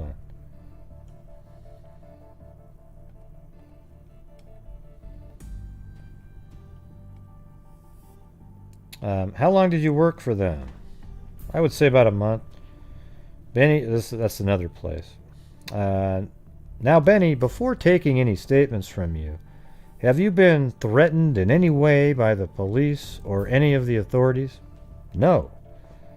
Have you been offered any leniency if you made a statement, a break, let's see, A. Then he said his answer was, break that down in English. Have any authorities offered to go easy with you if you made a statement? Tells of meeting girls. Oh, answer no. Okay. Then he says, then if you do make a statement, you intend to be for the purpose of giving us facts in cleaning up the circumstances concerning the death of the Grimes sisters. All right, so down here it says, do you know their names at that time?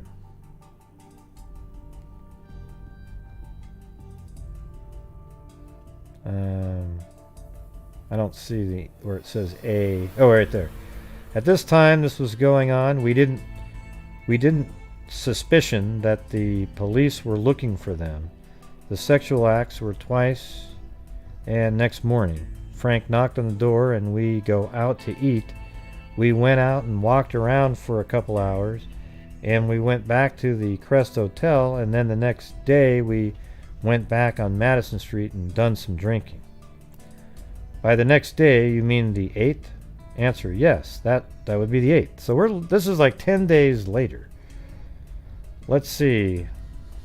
That was on the 8th, Frank said. The girls left and went to the West End Hotel. We made a mistake some way. This would be on the 9th, and we went to Lorraine's Hotel. Anyway, you know what? I'm not even going to go through these, because what happens is the guy that he was with, he didn't think they were the same 2 girls. This guy's just an idiot.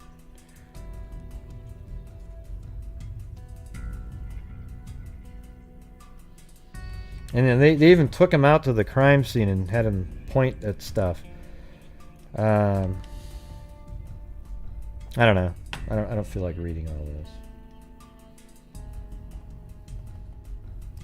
But that's him right there. And they take him out to, there's the guardrail, and I'm sure they led him right to the spot. Would have been better if they said, okay, you drive the car and let us know where you put the girls.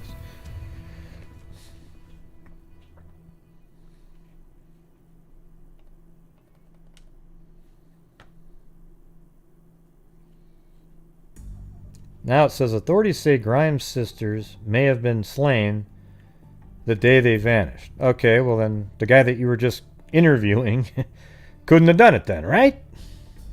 Yeah, because you said they were alive on the 8th and they disappeared on the 28th. Authorities indicate, this is literally the next day in the paper. Authorities indicate there's obviously infighting going on here. Authorities indicated today they are exploring the possibility the Grimes sisters were slain shortly after they disappeared from home. This new lead is an investigation which already has brought a confession, and they were dumped from a car into a snowbank January 13th. It was brought out an inquest into their deaths. Coroner Walter McCarran carefully questioned the girl's mother, Loretta Grimes, 48, on whether they had eaten cocoa and nuts their last night at home. He said he was asked by Walter Camp, state toxicologist, who was examining samples of tissues taken from the girls, to ask the question. He said the questions were of great seriousness.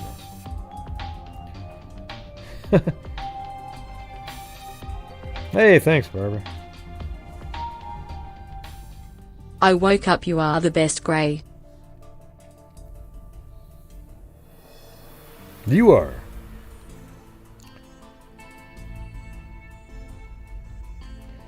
Grimes said chocolate chip cookies were served during supper, and there was a 3-pound box of assorted candy in the house. Edward Bedwell, a part-time Skid Row dishwasher, has signed a statement that he and a companion knocked the girls unconscious and stripped and dumped them in sub-zero cold southwest of Chicago after carousing and living with them for a week in West Madison. That just doesn't make any sense. However, Bedwell said the girls ate hot dog sandwiches in a restaurant shortly before they were dumped. And that wasn't found in their stomach. An earlier autopsy report showed that one girl's stomach... Hey, thanks, Gene. Showed that one girl's stomach contained particles of food, but the stomach of the other was empty. Miss Grimes has insisted her girls, Barbara, 15, and Patricia, 13, were not the type to run away from home and head for Skid Row.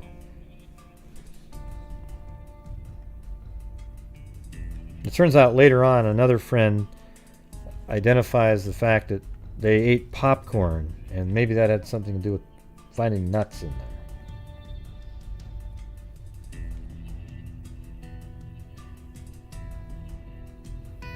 And the mother right here says, Grimes' girls were buried. The mother will not believe the story told by that dishwasher. By, the Benny Bedwell, 21-year-old Skid Row dishwasher. And they still haven't found their clothing.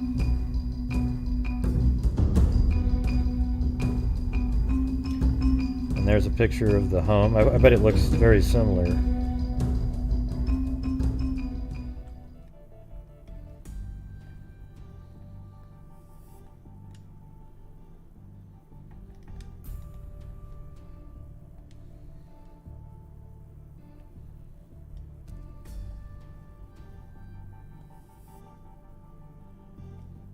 Oh wow, yeah, it went to an alley. Jeez. Actually went on that street view down an alley there.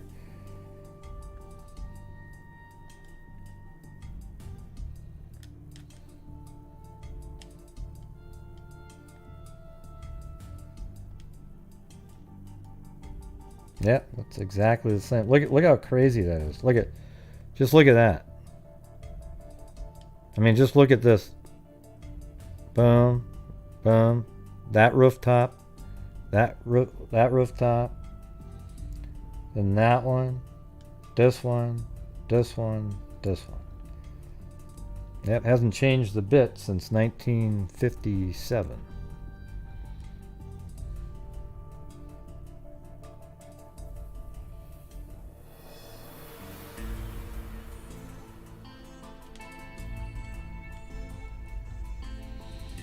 It says, autopsy test disputes story of girl's death.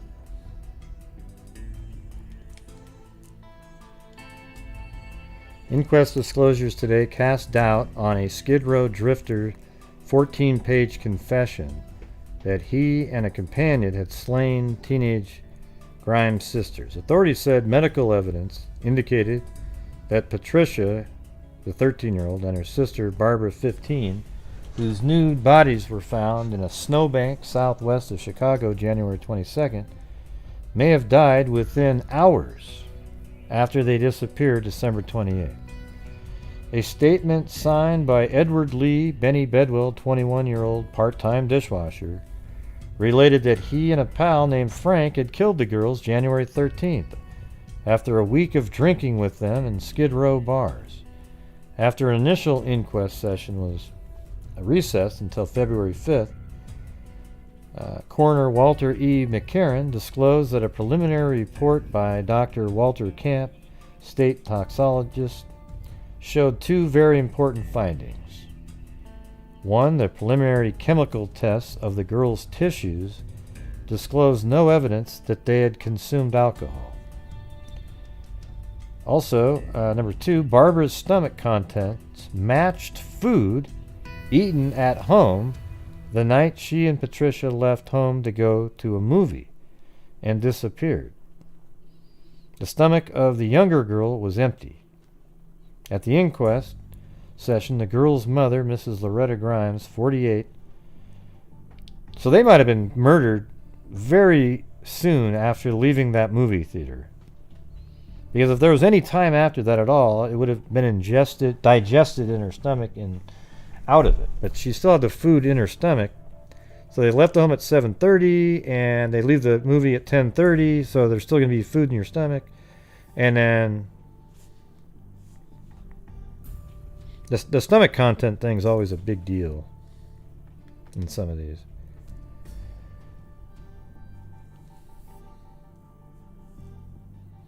Miss Grimes, her divorced husband Joseph, and two... Yeah, well, actually, Mrs. Grimes even told the mother of the Skid Row person, I don't believe your kid did it.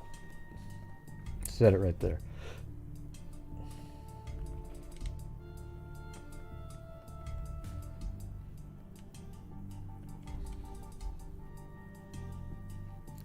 Contradictions in a Skid Row derelict's confession that he and a companion killed the Grimes sisters were disclosed Tuesday.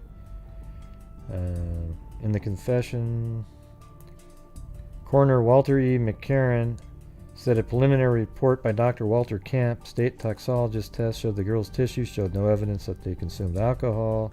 He said the test also disclosed Barbara's stomach contents matched food eaten. Dr. Camp was asked if the stomach contents indicated that the girls died shortly after they disappeared. The only alternative would be that they ate the same food again just before they died, and that is very unlikely. Bedwell's confession related that he and Frank and the girls had eaten hot dogs shortly before they drove into the wooded area where the girls were knocked unconscious and thrown into a snowbank. Pathologists have reported they did not find marks of violence on the girls' faces.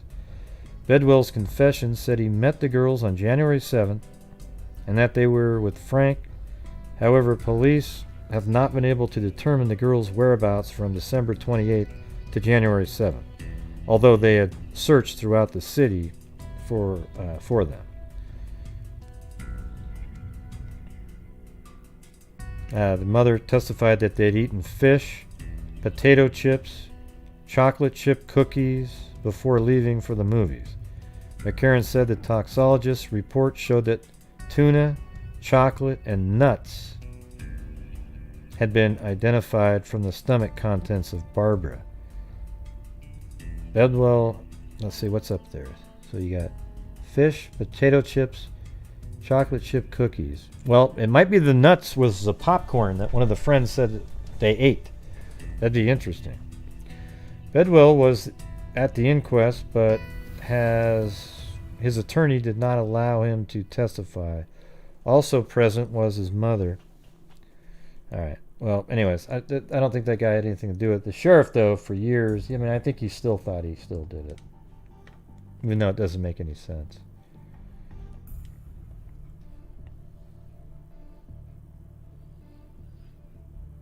How and where did Barbara and Patricia Grimes spend Friday night? Family and friends of the two slain girls attempted yesterday to recall in detail the events of that day. The girls' mother, Loretta, started the story in their modest home. Hold on.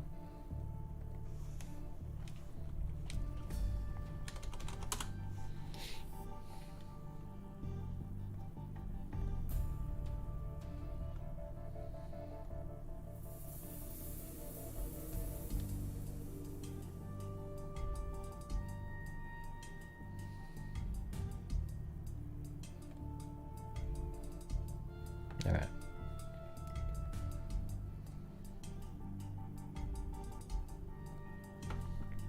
The girl's mother, Loretta, started the story in their modest home. She looked rested after a good night's sleep and had eaten her first big meal in more than a month. Barbara got up about 8 a.m. that day on the 28th, and Petey, or Patricia, a little later. The mother began. They ate a light breakfast, cereal and toast. They never had much to eat for breakfast.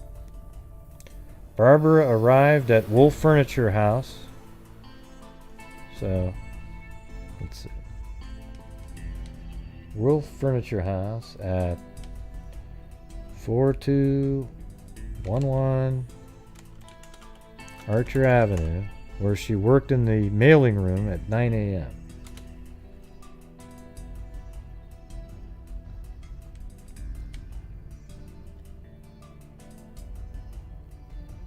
So there's two of them. 2 Archer Avenues. What are the odds of that? So it's got to be this one, right next to the movie theater. That's crazy. I almost had the exact same address. Was it 4211? Yeah, just Archer. Oh, it's the other one. Ah, that couldn't have been way over here. Nah. It's got to be that one. Ah, screw it. Where she worked in the mailing room at 9 a.m. She was quiet as usual, Miss Plazek said. Barbara seldom spoke unless spoken to. You would hardly know Barbara was around, she was so quiet. Ms. Blazek described Barbara as a timid, nervous girl who was afraid to meet and talk with strangers. We tried to let her work in the general office, accepting payments, but she was too shy.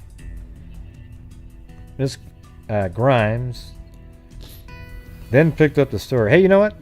What's true? You know, when you're really shy, it's really being selfish because you're really focused in on yourself and how you think everybody's looking at you and how oh my God, you know. So just don't care anymore. Just start talking to somebody. You know, because it really is. Now you might think it's the complete opposite of that, but think about that for a minute.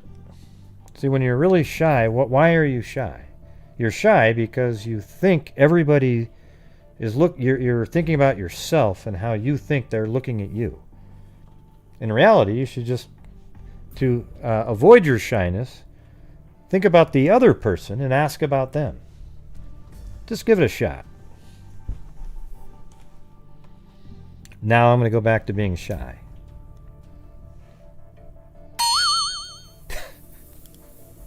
All right. Let's see.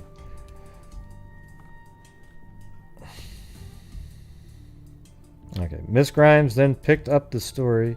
She told of Patricia leaving their home and meeting Barbara for lunch at 1 p.m. She said they ate at a nearby dime store. Barbara returned to work and Pat went home at 2:30 p.m. Who's Pat, though? Is that Patricia? To clean the house. Her brother Joseph, 14. Barbara returned to work and Pat went home at about 2:30. Hold on. She told of Patricia's leaving their home and meeting Barbara for lunch. Okay, at 1 p.m. She said they ate at nearby dime store. Barbara returned to work. Okay, and then Patricia went back home after that lunch to clean the house. Her brother Joseph, 14, called her at about 3 p.m. and asked Pat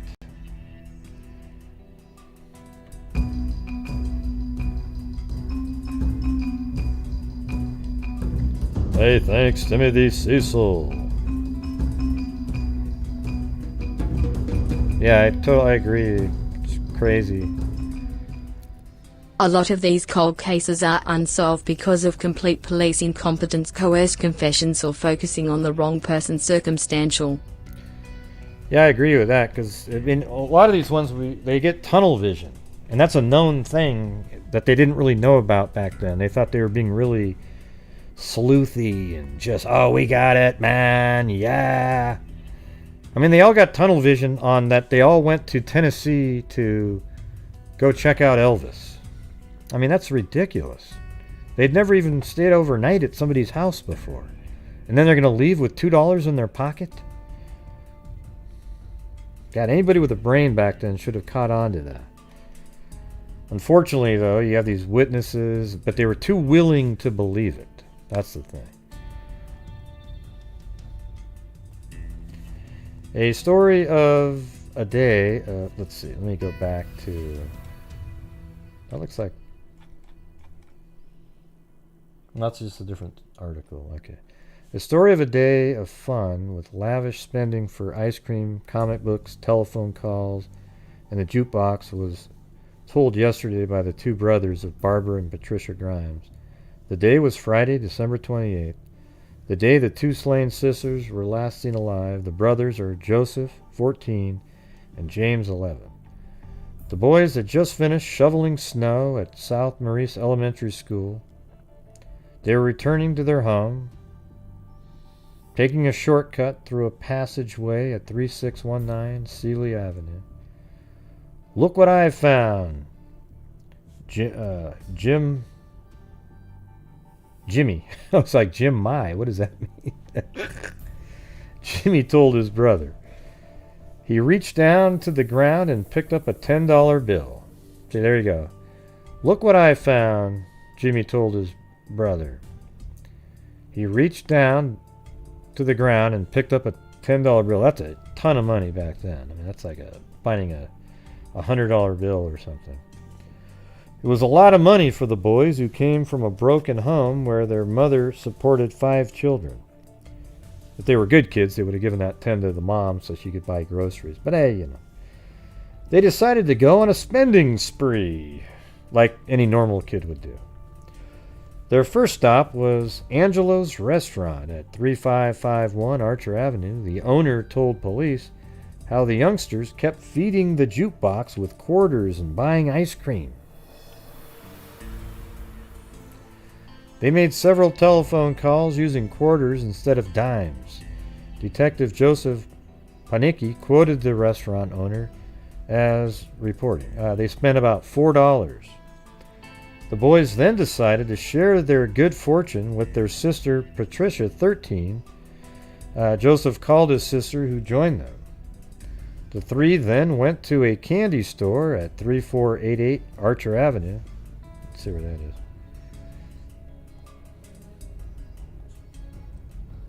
That Archer Avenue comes up all the time.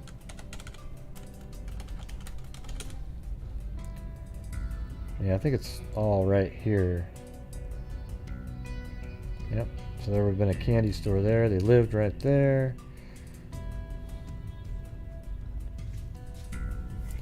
Where they had banana splits.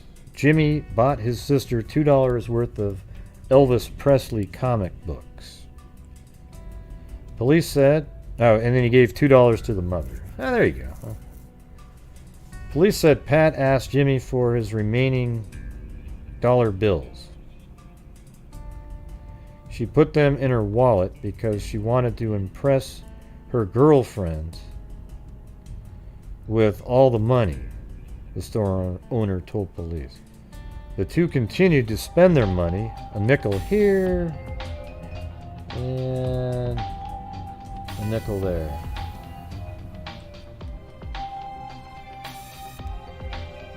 Hey, thanks, Sarah M.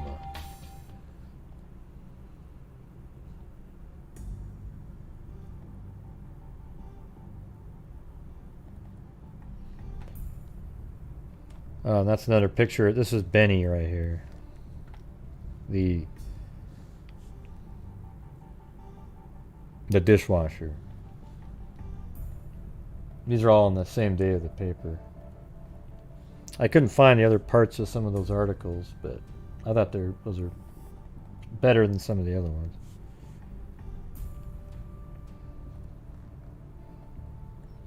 Did same friend slay Grimes girl? Huh. Tribune police reporters talking with veteran detectives have found many who believe it possible that the Grimes and Peterson, the three brothers, or two brothers and a friend that were murdered, are the same person. This is not the theory considered most probable. The laws of probability seem to lead to different theories about the slaying of Barbara Grimes, 15, and her sister. Two different theories. They are the Grimes sisters were seized by young men who slew them after an attempted rape to avoid exposure. The boys were killed after being lured into the hands of sexual degenerates, again to avoid exposure. However, because of the puzzling characteristics of both crimes and certain similarities, which are much more improbable psychology than they seem to be seem on the surface, some investigators believe it possible that Chicago, scene of innumerable killings for various reasons, may have produced a truly high-class murderer, and abnormally even in the world of murder.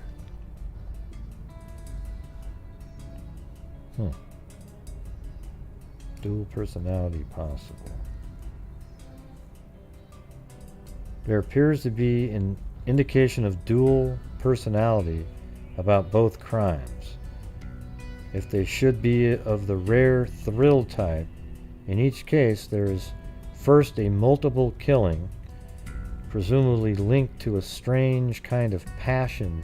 See, they're describing a serial killer. They just didn't know it at the time. Such duality might be found in one disordered mind, although this does not go according to the rules.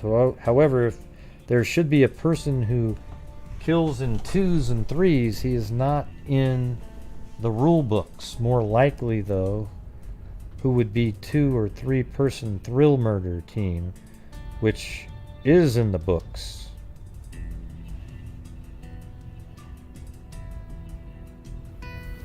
Let's see. How rare this would be is shown by the fact that most of history's notorious murderers have slain their victims one at a time. Yet someone could try to outdo them, his advantage being not so much in possessing superior mentality, but in merely having a car. What is known of both crimes indicates that a formula, possibly perfect in its simplicity, could have been followed. 1. The killers drive into a neighborhood a considerable distance from their own. 2. They prowl in the early part of the night from dark to midnight when their young victims are homeward bound from a movie or some other place. In both cases, the victims are returning from movies. However, the boys already had made another stop at a bowling alley before they were slain. 3. The time indicates they are not looking for stragglers, single children. For if they were in the evening, let's see. This person seems reasonable here. For if they were in the evening, could have been lengthened. Let's see. This is supposed to be the next page, but that doesn't match. Yeah, I keep losing the second half of these.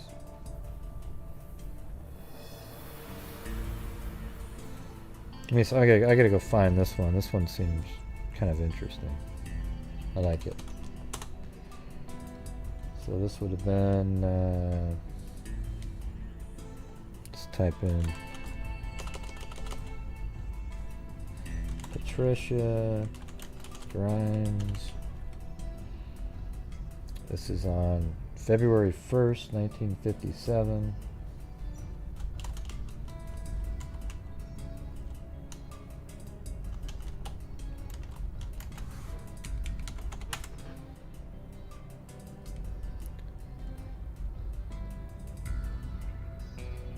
Is it this one?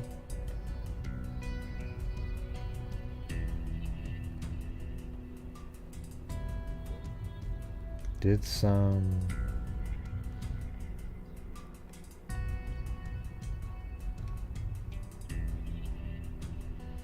And there were so many articles.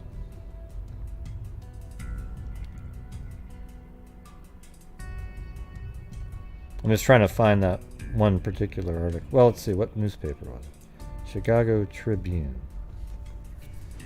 Well, they're all Chicago Tribune.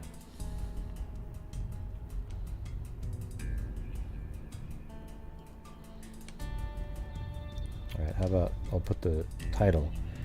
Did same friend slay Grimes girls?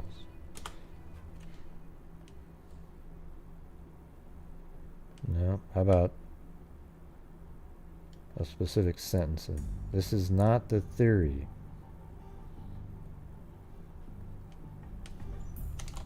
This is not the theory.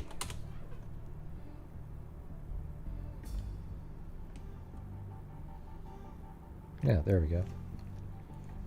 That worked. Page 2, column 5. 1, 2, 3, 4, 5. There it is.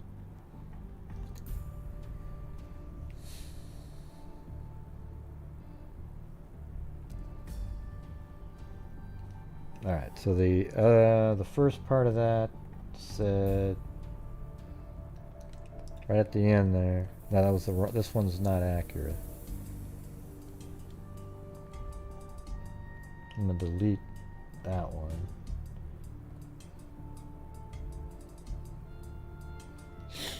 It's gonna be a minute. I'm actually gonna save this out because I think this guy seems to know what he's talking about.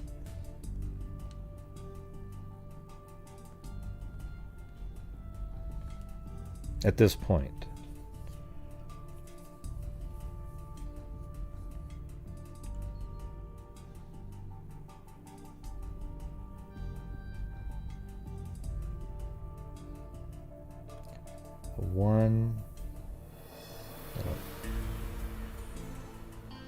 Hey, thanks, Wally Gator. Yep, starting a month. It's hasn't been a great start, but hey, you know, yesterday was a pretty good day for the end of last month. We'll see how it goes. I'm gonna be off a day too this month.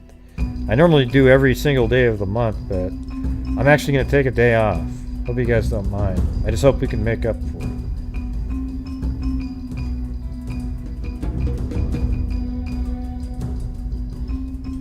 Alright, there we go. Starting the month, dollar bills face.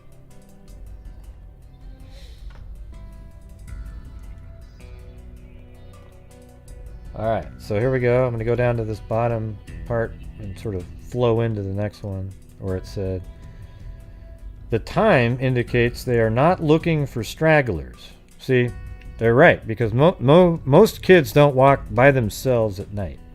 They're coming home from movies with multiple people.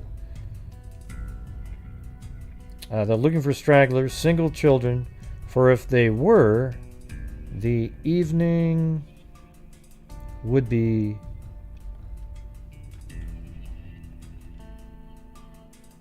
better for their ghoulish purposes. They seize their victims after calculating their attack carefully and drive off with them. They take them someplace. Would anyone expect them to go to the same place twice? They take them someplace. Would anyone... I don't even know what that means, that sentence there. Removal of all clothes is associated with the killing. Again, the dual expression of a sadistic killer gloating over helplessness and calm concern over leaving unseen clues. They drive straight out in the artery near the scene of the seizure, taking the boys west in Lawrence Avenue and the girls southwest in Archer Avenue. Operating efficiently, they go only a short distance, turning off from Lawrence into a parking lot in Robinson Reserve Woods and heading over from Archer into German Church Road near Willow Springs. They take a calculated chance of someone seeing them as they quickly drag the nude bodies from the car at the edge of the pavement, depositing or throwing them a few feet to the side.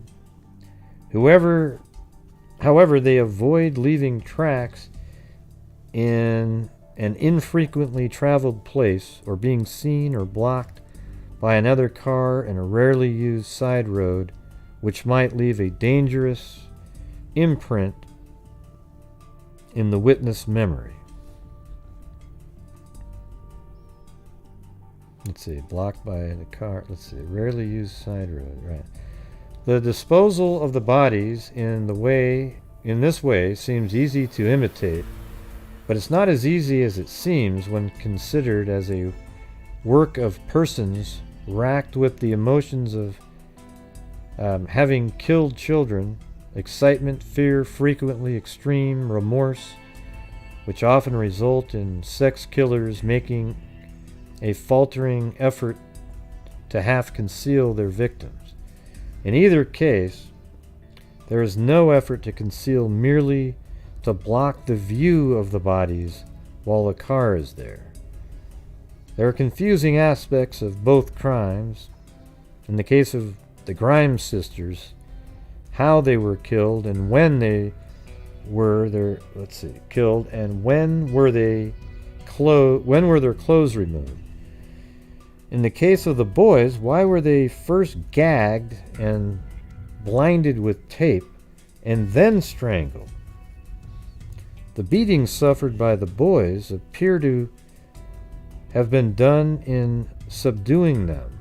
There is none of the excess of sadism about them. This guy here was way ahead of his time compared to others, you know what I mean? Whoever gave them the notes to write this, was way ahead. They could have probably started that same FBI profiling. How could the victims be seized? Policemen remarked that not even the greatest athlete in his prime could subdue 3 boys. He might seize 2, but 1 would flee. Yeah, that's crazy, right? However, policemen have suggested a theory here. Some kinds of morons delight in impersonating policemen. This impersonation also is a favorite tactic of some degenerates who shake down others. Could the killer drive up beside the children and identify himself as a policeman? He would approach them for being out so late. The children would reply that they were out with their parents' permission. He would say they had to come home with him to the station to call the parents. Then he would say he would drive them home. No one wishes that this theory is true. It would mean that the killer or killers still are walking the streets, probably affable, courteous, respected, even highly regarded individuals, if some past experience with multiple killers holds true. Yeah. Said the word morons. So.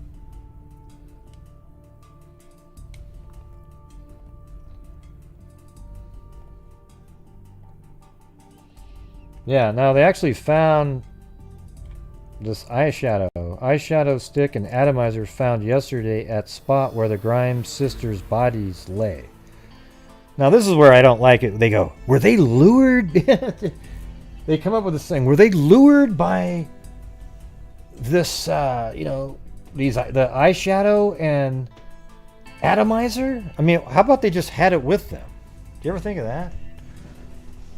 Maybe, or they bought it. Maybe they bought it with some of that dollar that they had, or.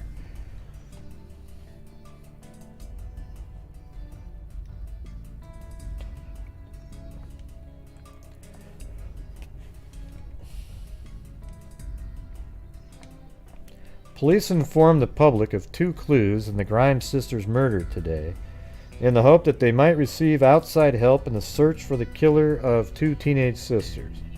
The discovery of an imported gold perfume atomizer, sounds like a load of crap, you know, and a gold eyebrow pencil near the bodies of Barbara, 15, and Patricia Grimes, 13, when they were found last January 2nd, have been kept secret. Police said their presence at the scene indicated they could have been used as a lure to attract the girls into a car, like they're just that ridiculous. Hey, here's an atomizer. You know, that's just, I think that sounds insane to me.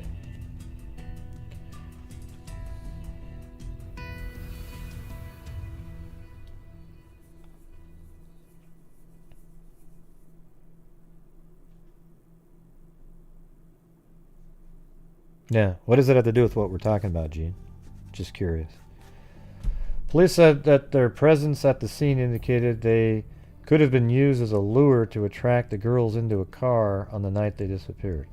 Authorities said they had made no mention of the 2 articles in the hope they could learn who purchased the expensive pieces, but police have failed to locate the sources of the 2 beauty aids, so Police Lieutenant Joseph Morris asked anyone with knowledge of who might have owned the articles to come forward. Maybe they determined that the kids didn't own them. I don't know. Police still do not know the cause of the girl's death or when it happened. They have renewed their search for the killer after Benny the dishwasher repudiated his confession to the murders. A 3rd court hearing on Bedwell's attempt to gain freedom on bond was scheduled to be held today. A concentrated search of the Grimes neighborhood around the Grimes home has begun after police traced the girls' path almost to their doorstep before they disappeared. Wow. A squad of 33 policemen was sent on a canvass of every house, apartment, and place of business in a 26-block area. Thousands of truck drivers and helpers were also asked by a neighborhood or organization to help. I'd like this. I haven't seen anything that had that accurate of a timeline like that on it.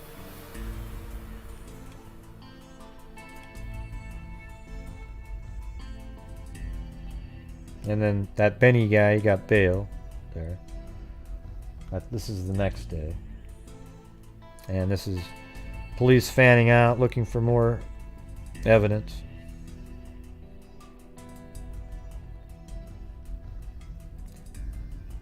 Letter writer says he killed 2 Grimes girls.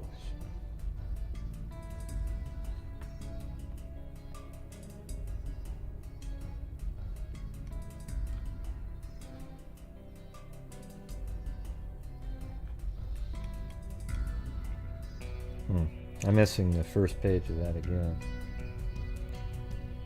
Let's see. Let me find it. This is on the February 3rd, 1957.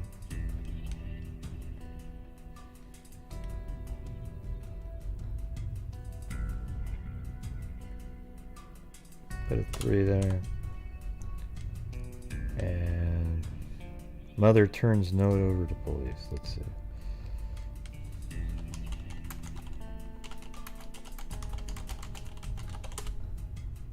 No. Okay. 75-acre McKinley Park.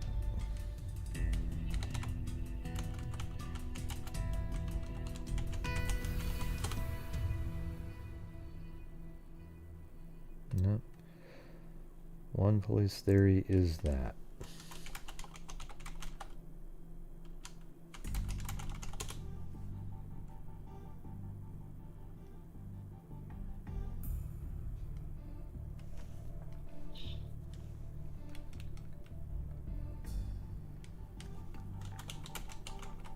I mean, each day there was like 50 articles, so it's hard to... Yeah. Oh, wait. Oh, see, it didn't switch the date. Ah, you dummies.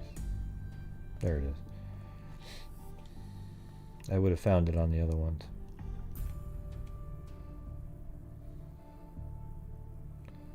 Alright, this is page 6. So it was on the first page.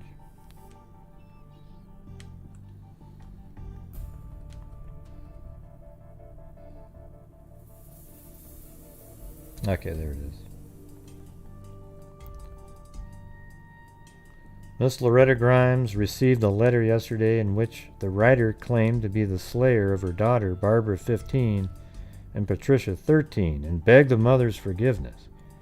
She turned it over to police, who said it apparently was the work of a crank, but that it would be sent to the crime laboratory. The letter, containing numerous misspelled words, was written on ruled notebook paper and enclosed in a white envelope addressed to Mrs. Grimes at her home. It read, "Miss Grimes, I didn't mean to kill your daughters.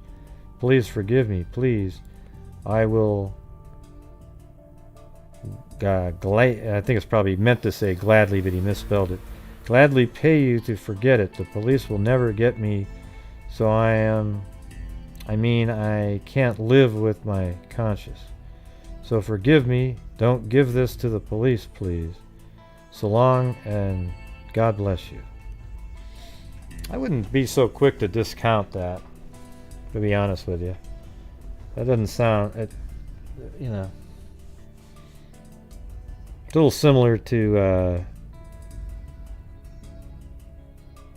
John Miller, April Tinsley.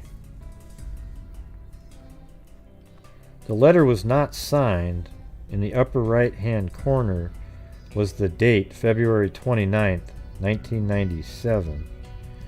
And below this was the wording, "My name is Trudy." In the upper left-hand corner was the word heaven, and beneath this was the figure 25 million. The letter was hand-printed. It was postmarked February 1st in Zone 13, which is the area of the Lincoln Belmont shopping district. Meanwhile, 75 policemen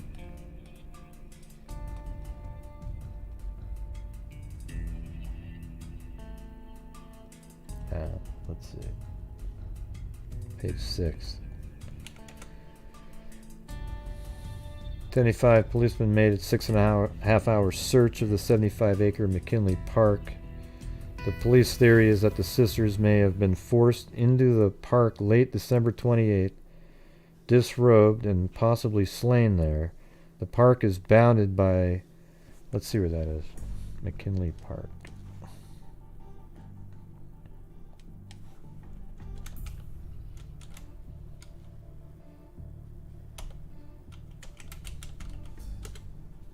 Oh, it's right there.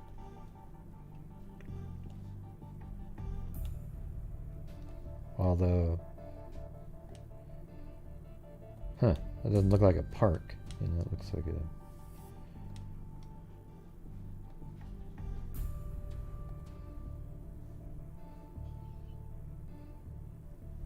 Well, you're talking about 1958. Or 57. I mean, who knows what this looked like back then. There might have been a park. This whole area might have been a park. But then why would you keep it? Maybe it's still named like the area. But it makes sense.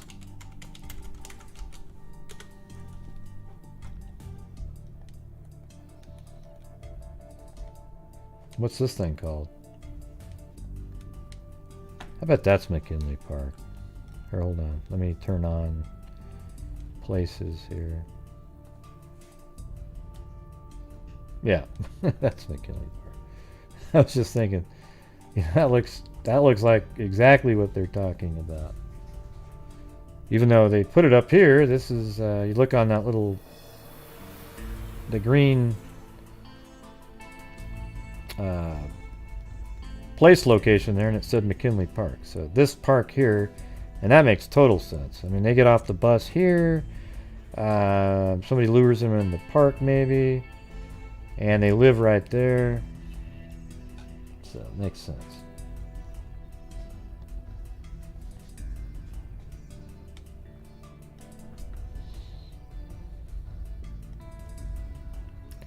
Searchers included 60 men from the Special City Police Task Force under Lieutenant Wilbur Parker and 15 Park Police under Sergeant William Lynch. They searched the park area, several swimming pools, and park buildings. Tomorrow, 30 members of the Special City Police Task Force on Friday began detailed questioning of residents. Yeah, they really just kept working this over and over and over.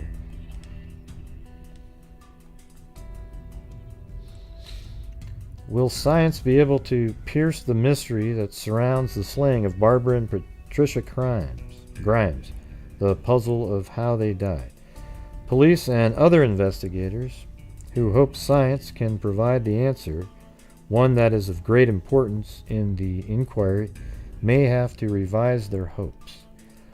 A leading pathologist told the Tribune last night that in the event the slain sisters died of exposure, this fact might be deduced only by virtue. See, there's some people that go, oh, they died of exposure. I totally disagree with that. I don't even care. Just look at the circumstances of it. Oh, okay, so they were just tossed into the snow there and they just laid there? They didn't start trying to run? And there's no way in hell they died from just exposure. Yeah. I mean, I think it's just, you're talking about 1957. They didn't have anywhere near the ability. The frozen bodies, the lack of clothing, and the elimination of other causes of death. The possibilities facing the panel of 3 pathologists and the toxicologist striving to solve the puzzle are almost endless. Nevertheless, in a few more days, they should know as much as will ever be learned about what caused the death of the Grimes girls. I think they should exhume and do it again. If the girls had been suffocated by a pillow being held against their faces, and if their bodies had been, don't you remember earlier them talking about puncture marks? Has that all been just thrown out the window?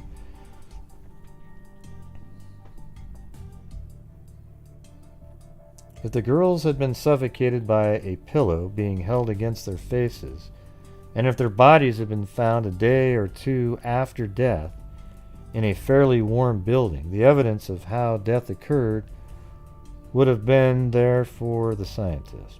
But Barbara and Patricia disappeared December 28th, and their naked bodies were found January 22nd. If the bodies lay in temperatures around and below freezing for more than 3 weeks, this evidence would disappear, the pathologist believes. Could they have been administered an oral poison taken in food or drink? Yes, and it might show up in the contents of their stomachs. Thanks, Ozo. Dr. Walter J.R. Camp, state toxologist, has testified in court to the food found in Barbara's stomach and the absence of food found in Patricia's stomach. He said nothing about poison, possibly because the interrogation was directed towards food and the girls' last meal. Could they have been given an injection of a drug or poison to make them unconscious before they were stripped of clothing and left to die of exposure without the mark of injection being seen? The answer is yes. It is very difficult under such circumstances as are present at the Grimes case to detect the mark of injection left by a needle. Could the girls have been slugged or beaten on their heads, which were damaged by rodents, so that science could not determine they had been slugged? Hardly likely. Blows this hard should have left evidence that could be found by examination of the brain. Could they have been slight blows to the head that would have left no evidence but stunned them just long enough for them to freeze to death? Again, this is hardly likely. I think everything you've said is hardly likely. This is hardly likely. They probably would have regained consciousness and sought aid. Both the pathological and toxicological reports are expected in a few days.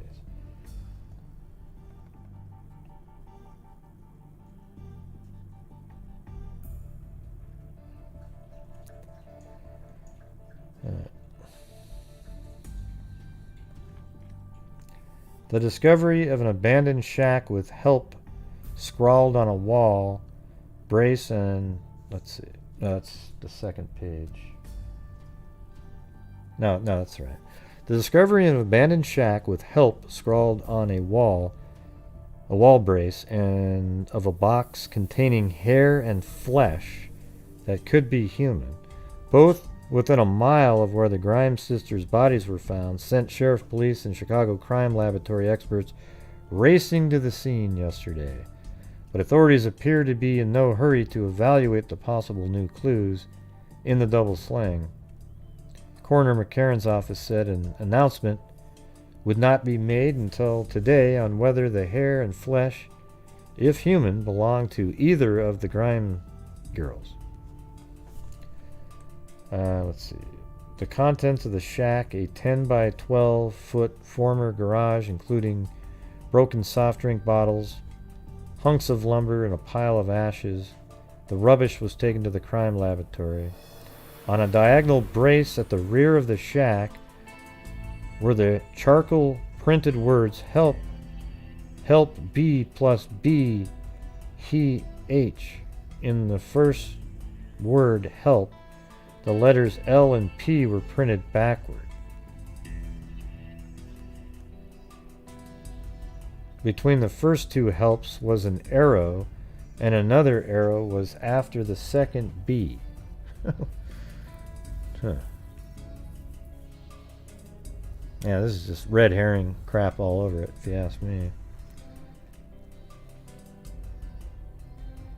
If it was pointed out that if B plus B were meant to be initials, they could be those of Edward Benny Bedwell, Skid Row character who was charged with slaying the Grimm's girl.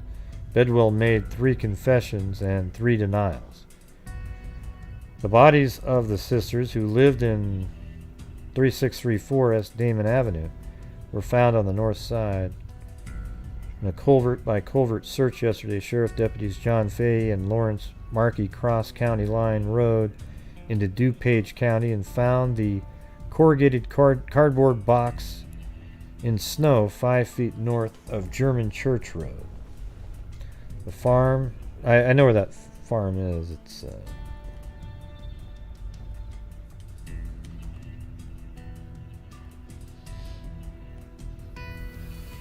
yeah, it's right in this area is where that barn with the note, which is pretty close to where they were found, but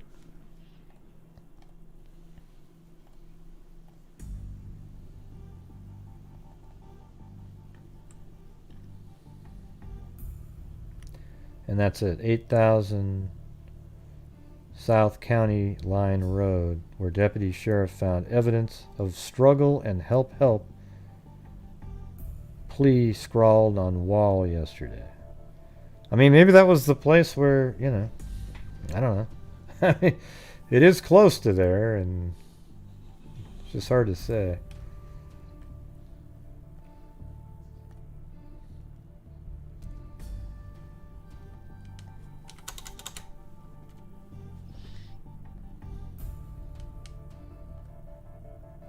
Yeah, see, that's 8000 South County Line Road.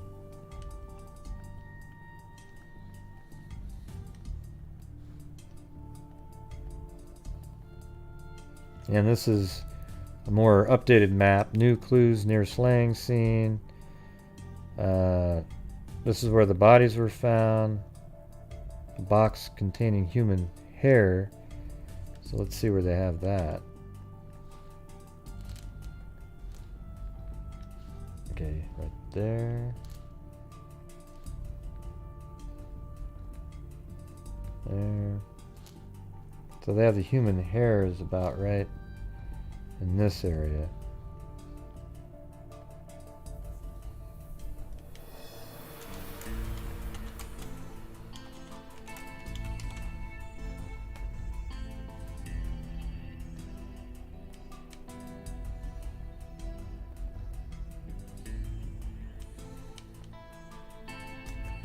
Yeah, so they got the X's in these spots, and they have this right off to the side like that.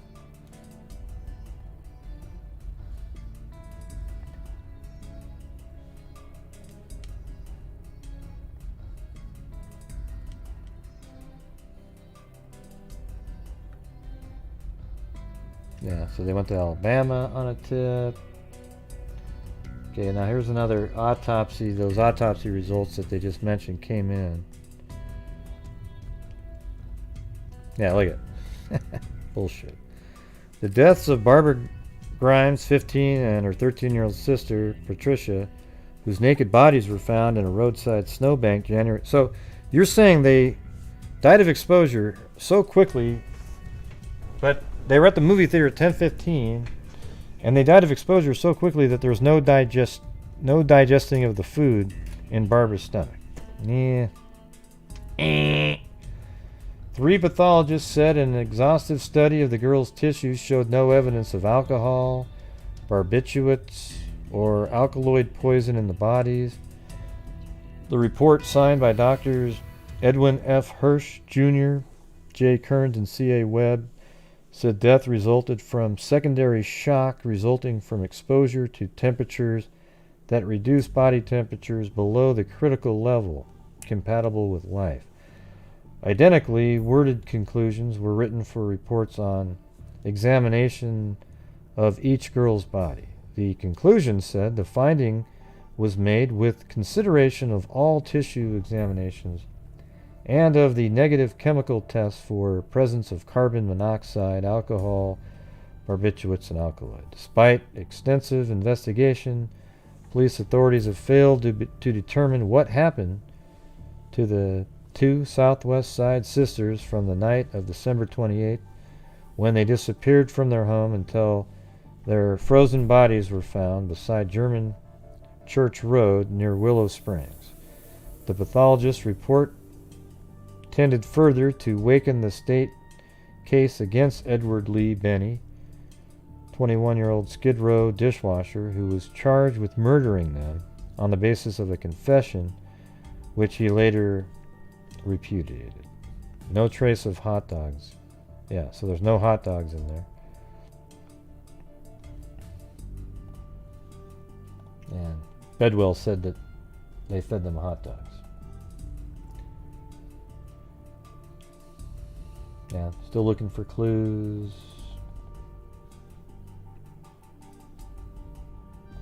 I thought this was interesting.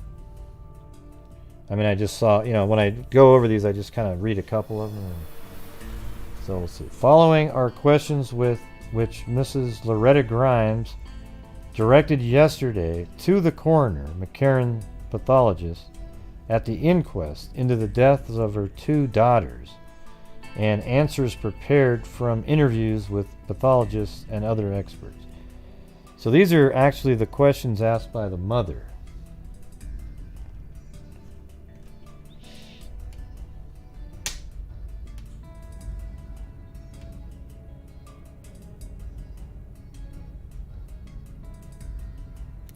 Yeah, that's great, Best of Small. How about you just follow the show? We're going over the case on the show, It's always bizarre when people start looking up stuff as we're going along and trying to fill in what we're talking about when I'm just trying to go over the whole thing. Yeah, there's videos at the end of this that have the graves and all that. The internet is melting your brains. Well, it's melting yours for sure, Charles. I'll tell you that. It's definitely melting yours, because as soon as you come into a chat and say that, you're probably not going to last. You know what I'm saying?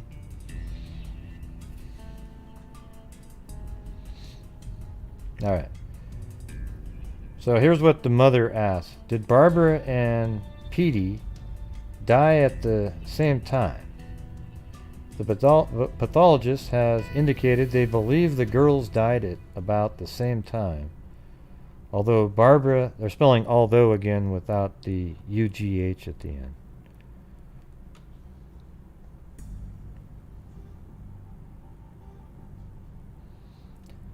Barbara's stomach contained food and Patricia's did not. Patricia ate less at their final meal at home, and there may have been differences in the digestive time and the time it took Cole to halt the digestive process. Did they die where they were found or elsewhere? The doctors have not solved this puzzle. The girls were dead. I don't think they... Well, I mean, I think they were just dumped there. I think they were dead already. The girls were dead or unconscious when tossed. But here's the thing. If they were tossed, then they were probably in a warmer environment. That's why they're confused. Because they've pigeonholed themselves into a problem where they said that they were died of exposure. And now they have to... now it doesn't make sense. Like, wow, what? So if they were dumped there, were they in the snow somewhere else, and then moved there, and then also thrown in the snow? Or no, they were still alive when they, and then it gets complicated. Did they die where they were found? Okay, so he said, if it could be determined that they were alive at the time, this would indicate they were tossed there the night of December 28th or 29th. Asks about consciousness. Are you positive that there were no signs the girls could have been rendered unconscious? All the pathologists can be positive of in this situation is that they have not found such signs. Could the scratch on one of the girls' arms have been made in administering a drug? They have ruled that out. Are you sure there were no signs of marks or bruises on their faces or heads? Gnawing by rodents destroyed parts of the skin and tissue on each girl's face, so the pathologist cannot be sure that there were no marks or bruises. Could blows causing unconsciousness have been delivered without leaving marks? A leading authority on the effects of cold on the body has suggested to the Tribune that such blows could have been delivered without leaving marks that could be found after such a long period. The doctors seem to take an opposite stand. Did the soles of the feet show that either had walked any distance barefooted? No.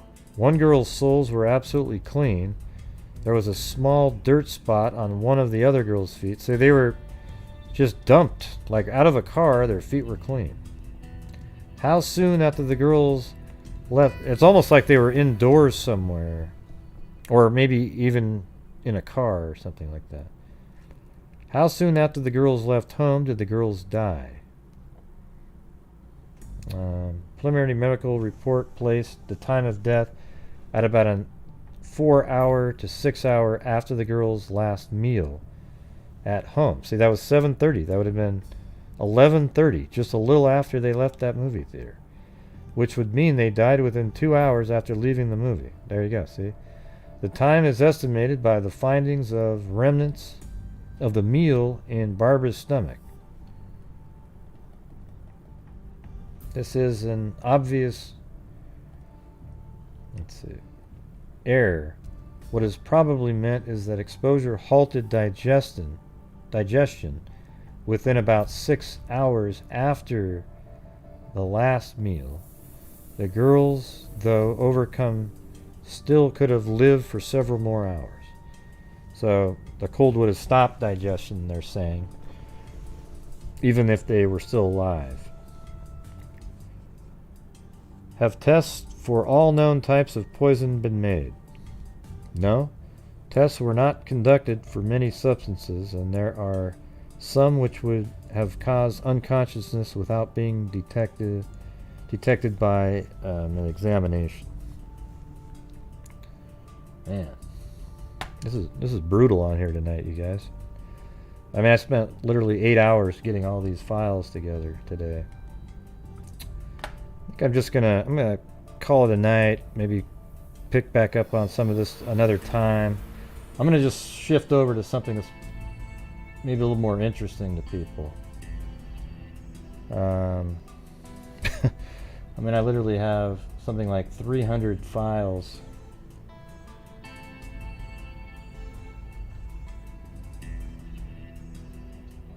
Yeah. Maybe I'll just get through the rest of this one. Have tests for all known types of poison been made? No, tests were not conducted for many substances, and there are some which could have caused unconsciousness without being detected by an examination. Could an object under Barbara's body have made an imprint on the skin? Would this mean the body was warm or frozen? A mark of that kind would be made after death because living skin and flesh return to its original form. Yep. Do you think my darling suffered much? They can't tell.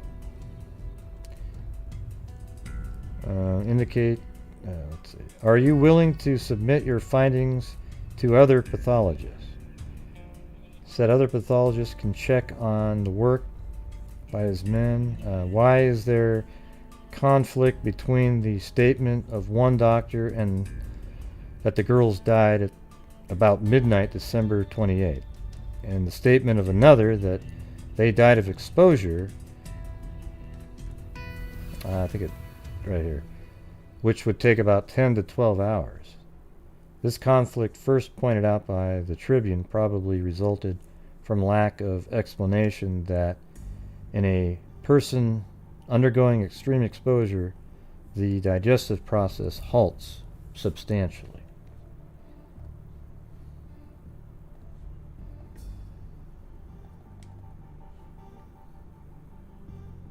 Yeah, this part I thought was kind of interesting. The deaths of Grimes sisters went into the official records as murder today after an inquest that only added more mystery to the case. The coroner's jury returned the murder verdict after hearing conflicting testimony about the girls' last known movements and demand from the victim's mother for clarification. The jury said death was caused by secondary shock due to exposure to low temperatures. It left unanswered how, when, or where their conditions were brought to bear. No recommendations were made regarding Edward Bedwell,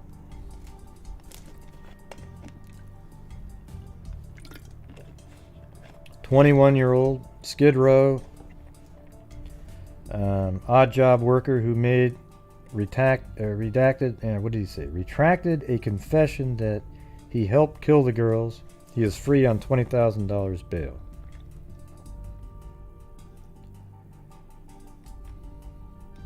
There's popcorn. Let's see.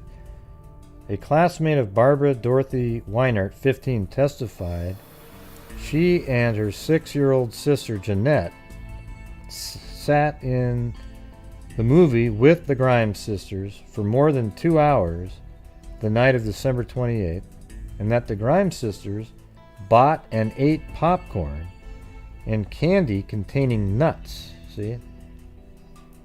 Well, it's weird that, though, if they'd eaten that at the theater, why wouldn't Patricia's... Yeah, I know you guys are interested. I'm just saying, listen, I've gone over this about 1,000 times. I don't know how to say it, but our goals here are try to raise the funds for the charities at the end of the month, and help support the channel and everything like that. So when I spend like 8 hours putting something together and then doing a 3-hour show, and it's got to be worth my time. You understand that? That's kind of what I'm getting at. So I know this is kind of interesting for some, but it doesn't seem to generate the same enthusiasm. These kind of shows where I go over the long form, because people they get sort of bored. They need most people they need like quick entertainment. But I know a lot of you like this stuff, and I actually like going over the long form ones. But I'm just being honest with you guys, all right? No, I understand you guys, there's people, I'm just saying, I don't know what else to do. I can either just start doing like shorter shows and just not really, put the same effort in, that kind of thing. I don't really know what to do about that. It's one of those things. It's one of those frustrating aspects of what I'm doing. That's why I can never actually switch over to doing this full time, because it's so unreliable. You have no clue, what's going on or anything. That's why it'd be great. Like if I had 600 channel members and they were all doing the $10 thing, then I would just, that's it. I wouldn't even care if there were super chats or anything like that. That's the thing. So let's see.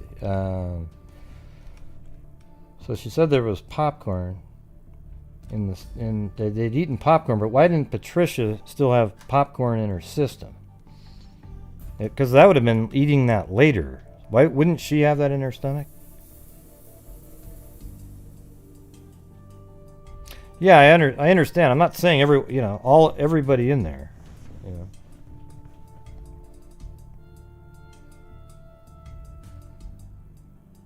Yeah, we've had the same scenarios every single month, though. That's what I'm trying to tell you. There's no difference this month than any other month.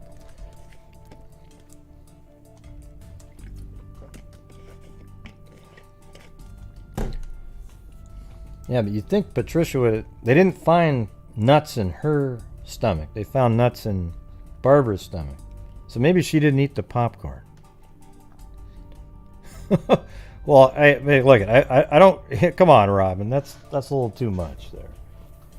I'm talking about... All I was wanting is, like, a reasonable number. Because right now I'm at, like, for the day, like $6 an hour.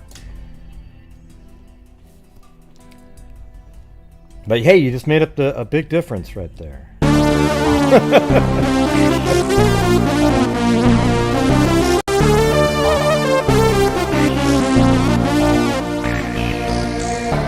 Yeah, I mean, the thing is Great work, GHI. I can tell you that I look at my taxes. The amount I made on the channel it was the same as the charity. Now, if you can find another channel who donates that large of a percentage of the income on their channel, you let me know, okay? What do you do? Oh, she came in and got Blue off his bed. Well, thank you, Robin. That makes a good start to the month now.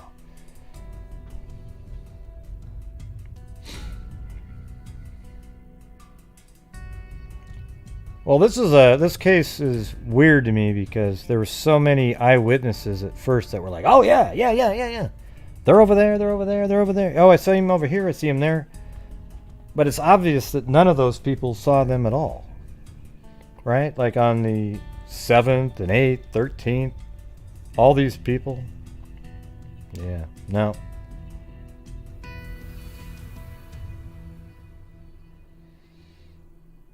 So you wonder how there was so many people.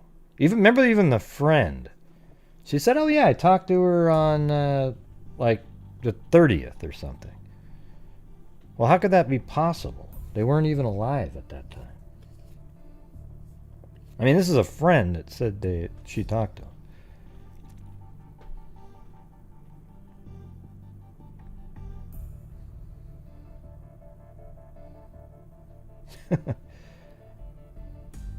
Yeah, I don't really get it. The medical report on the deaths made no mention of popcorn. The report said, but it did say nuts, though. The report said Patricia... Oh, now they're going to say what I just said. The report said Patricia's stomach was empty and that Barbara contained traces of the same food she was known to have eaten at family dinner, but you forgot to mention the nuts part of that. Maybe Patricia didn't eat the popcorn. It was just Barbara and those girls at the theater just didn't... They just thought both of them were eating it.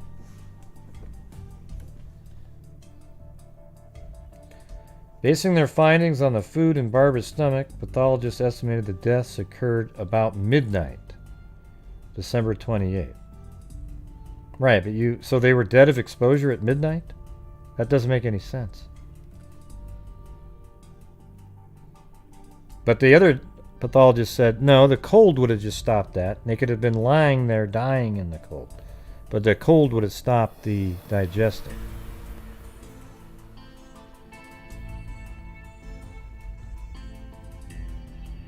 Miss Loretta Grimes, 48, mother of the victim, posed a series of questions for the medical examiner, which coroner Walter McCarran said would be answered for her privately.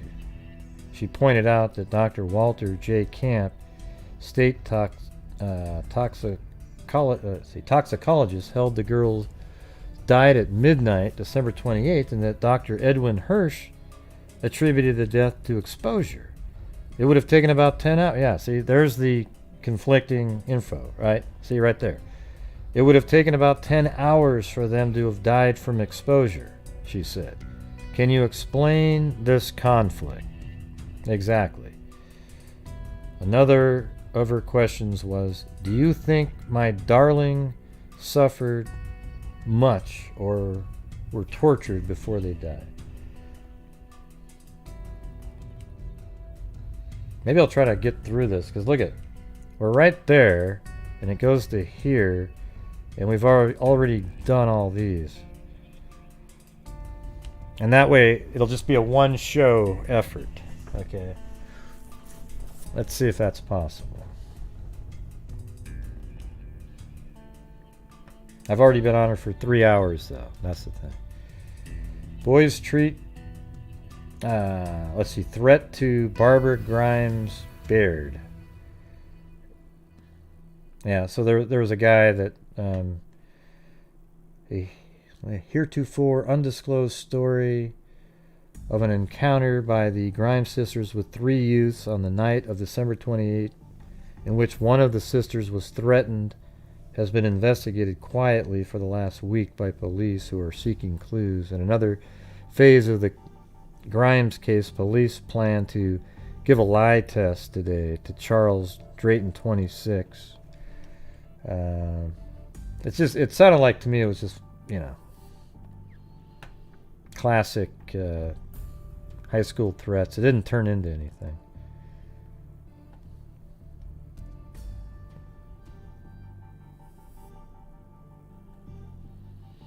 Okay, now this is different now. See, there's some medical examiners that are conflicting with the original. Work of pathologists defended 2 pathologists who worked on Grimes' sisters' autopsies, replying to charges of coroner chief investigator, defend their findings and cite medical report. The Grimes murder inquiry, faltering because of lack of clues, picked up new life last night as Harry Gloss, chief investigator for Coroner McCarran, charged that the Grimes sisters had been beaten and that at least one had been sexually molested before they were slain. Gloss, a former policeman, 20 years experience, challenged the findings of the medical experts and said that only half the story has been told. This may cost my job, but I cannot sleep knowing things are being covered up, said Gloss. I was in that room for 5 hours while the pathologist conducted the autopsy. I know what I saw and heard. It is time that some of this came out. Claims bruises indicated beating. He asserted that the bodies of both Barbara Grimes, 15, and Patricia, 13, bore bruises on the face that indicated they were beaten before their naked bodies were thrown beside a lonely road west of Willow Springs. Is that how you spelled although back then? Do you guys see that? Every single time it's A-L-T-H-O. Anybody know the answer to that?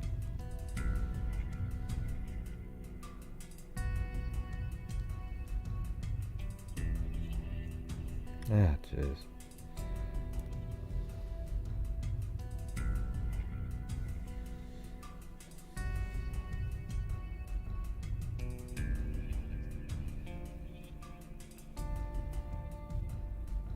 You do?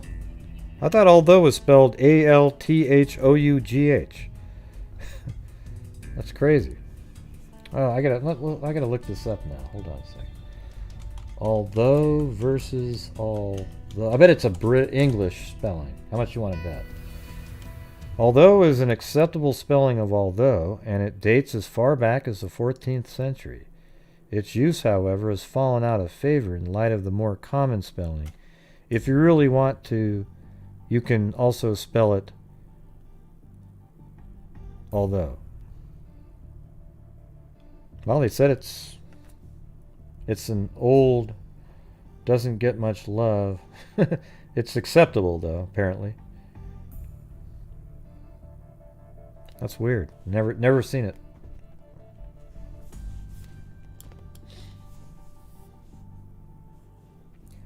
Although the medical experts reported there was no evidence that the girls had been sexually molested, Gloss said there was proof to the contrary in the Chicago Police Department Scientific Crime Laboratory. Gloss said he believes the bodies of Barbara and Patricia had been thrown out beside German Church Road while they were still alive or shortly after death. And he challenged the expert's opinion that the girls died within 6 hours after leaving their home. From a study of charts of weather conditions, Gloss said he believed the bodies were placed beside the road on January 7th, January 8th, or January 13th. The last date he said was the most probable. Why does he think that? Because it was on top of snow?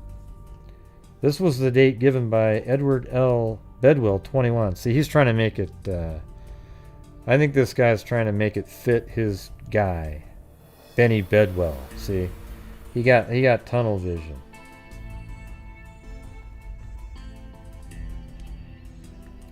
All right, now we're moving forward. February 17th. Medical evidence.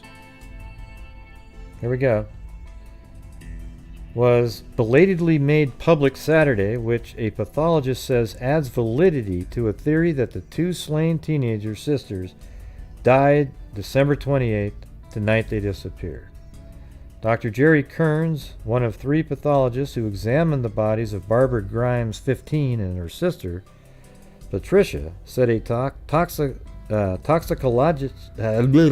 toxicologist discovered banana fibers in the intestines of Patricia. The toxicologist, Dr. Walter, I keep thinking they're going to say toxicological, but they're not getting to that point.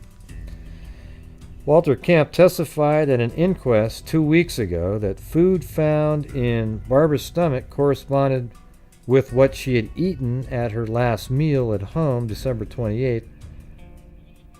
From this, he set the time of her death at about midnight, December 28th. So far, this time theory has been the only solid clue in the investigation. Camp testified the stomach of Patricia was empty of food.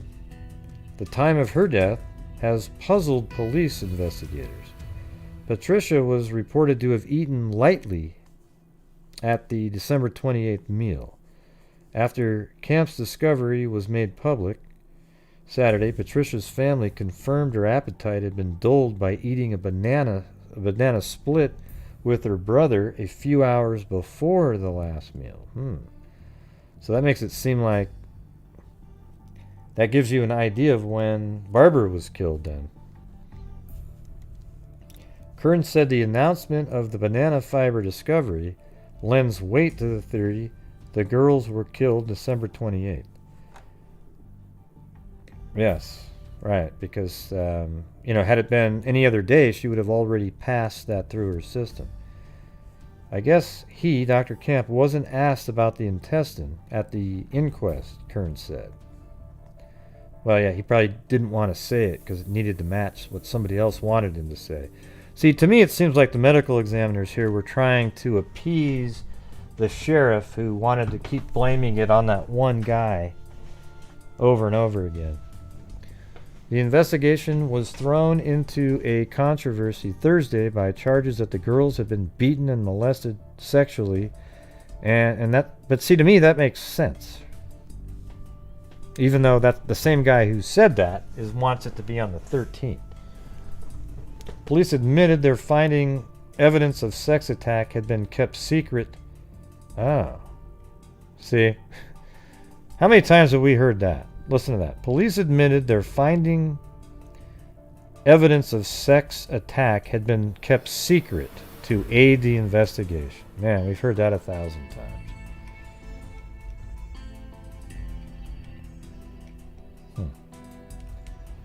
Crazy.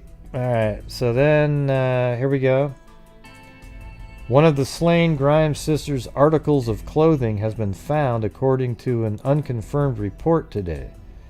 The clothing reportedly has been in the custody of Sheriff Joseph L. Lohman for more than a week. However, it was not learned where the clothing was found.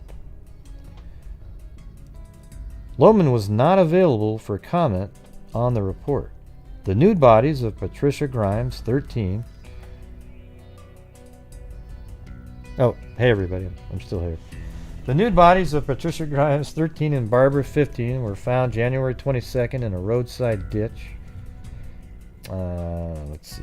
Sheboygan, Wisconsin authorities said a man identified as Alan Fryer told them the victim's clothes could be found in one of 3 Skid Row hotels in Chicago.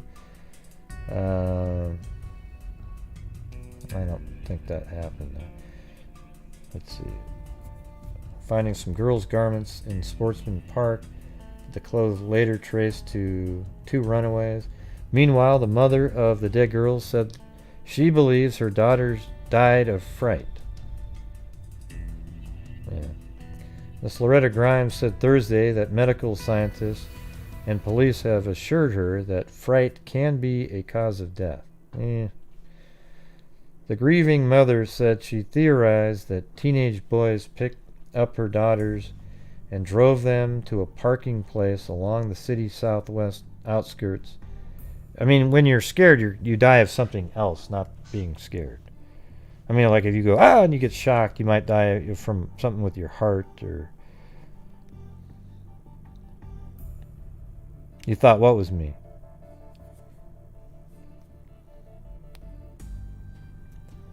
I think they were frightened to death in that dark, lonely place, Miss Grimes said.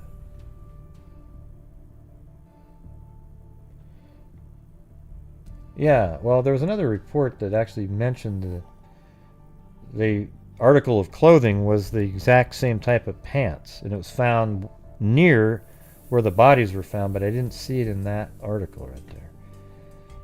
And then look at this, fingernail scrapings. Man, I hope they stored those over the years. Authorities were hopeful today that fingernail scrapings, I mean, why are they talking almost 2 months later, or a month after they were found, about fingernail clippings? First solid clue in the murders of the Grimes sisters. An analysis of scraping taken from the nails of Barbara Grimes, 15, and Patricia, 13, was underway in the Standard Oil Geo Laboratory in Whiting, Indiana. The same laboratory examined the fingernail scrapings of 3 Chicago schoolboys slain more than 16 months ago. The tests uncovered a rare type of machine shop steel, which still is regarded as one of the chief clues in the unsolved triple murder. The scrapings were examined at the Standard Laboratory because it has better facilities for exact microscopic work than the Chicago Crime Laboratory. Dr. B.R. Banerjee of the Whiting Lab said he expected a report on his findings in the near future. Medical experts have reported the sisters froze to death, probably within 5 hours after they left home. Their nude bodies were found in a roadside ditch. Yeah. Okay, and then this is now March 2nd. That was February 26th, March 2nd. State to free that Benny Bedwell guy. So he was set free. Now moving to May 23rd. This one here is, I think who made this call might be, I think okay, here's the thing. I think who made this call might actually be the killer, but he's already been arrested though. since then for murdering somebody else. So mystery call provides new crimes lead. Police attached the utmost importance, and they should have actually, yesterday, to a mysterious phone call in which the mother of the slain Grimes girl was reminded of an almost forgotten physical deformity of one of her murdered daughters. This call has furnished us with a new lead in the investigation. It was a very important development, particularly since it comes at a time when other lines of inquiry have been closing. Dealey refused to disclose what lead the police obtained as a result of the phone call. However, the development resulted in a flurry of police activity. The phone call was made Monday morning to the home of Mrs. Loretta Grimes, 48, a few minutes after she returned home from church. The anonymous caller, a man speaking with a southern accent, said he knew the slayer of Miss Grimes' daughter, Barbara, 15, and Patricia, 13. They disappeared December 28th and were found dead January 22nd west of Willow Springs.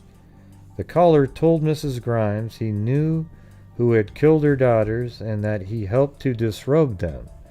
Then he threw Miss Grimes into virtually a state of shock by telling her that the littlest one's little toes were crossed.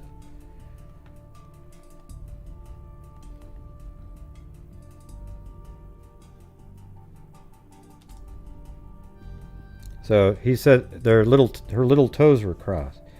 Even police did not know that Barbara, who was smaller than Patricia, the older, had this peculiar condition in which the small toes cross over the adjoining toes. Mrs. Grimes and other members of the family had neglected to mention it earlier in the investigation. Although pictures of the bodies of the slain girls do not show this physical peculiarity of Barbara's, police have no inclination to doubt Mrs. Grimes' word that it existed. It might be something where when you have to be awake, but if your body's totally relaxed, they don't do that. Like when she's sleeping, I bet her toes don't cross over. They point out that the bodies of the girls would have relaxed in death, and the toes would have uncrossed themselves before rigor mortis set in. I didn't read that, by the way. The girls' bodies were naked and shoeless, so Barbara's feet would not have been prevented by shoes from relaxing in death. A chalk-written message scrawled on the side of a factory at 2438 West 34th Place was found yesterday and added to the work of police in running down worthless clues. The Grimes sisters were killed by Joe Jackson, said the chalk-written message. Experts from the police crime laboratory photographed the message. Then Detective Alfred Marks found a boy's den 150 feet away from the building. In the den, he found some chalk and a notebook with the names of 10 boys. Marks took the notebook to nearby Everett School and talked to all 10 boys. One of them, Jim Giovanazzi, 11, admitted he had done the chalk writing. Police said a man known as Joe Jackson was a neighborhood character they were checking on.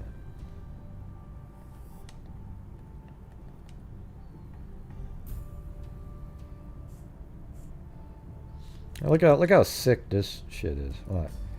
A grim gag brought more tears to the life of the mother of the slain Grimes sisters. Police reported today that a young girl telephoned the Grimes home Saturday and said, "This is Petey, this is Petey."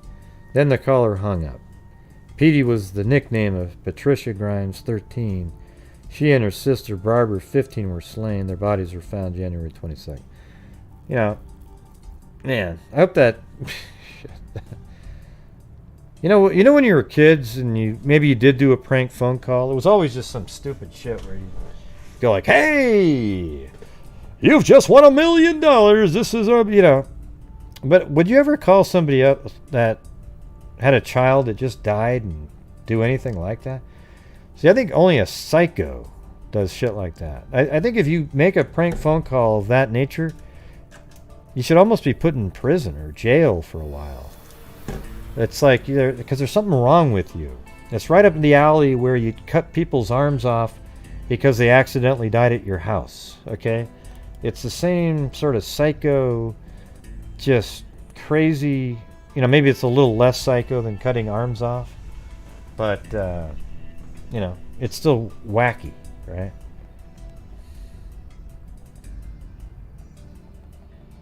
That was in June. This is August. Burglars loot Miss Grimes' home. I mean, man, this lady. Burglars looted the home of Miss Loretta Grimes, whose 2 teenage daughters were murdered last winter, and took $120 during her absence. The looters left her home at a shambles. They probably saw that she'd gotten $26,000 in donations and were there to steal it.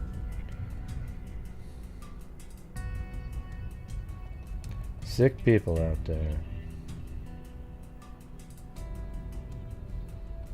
Okay, this is 1958, November. Slender clues to link between Charles Melquist, 23. So this is the guy. So there's a guy named Charles Melquist that killed another person. And a lot of people think he's the one that killed the Grimes sisters. 2 girls whose names and former telephone number. Hold on, let me open up the.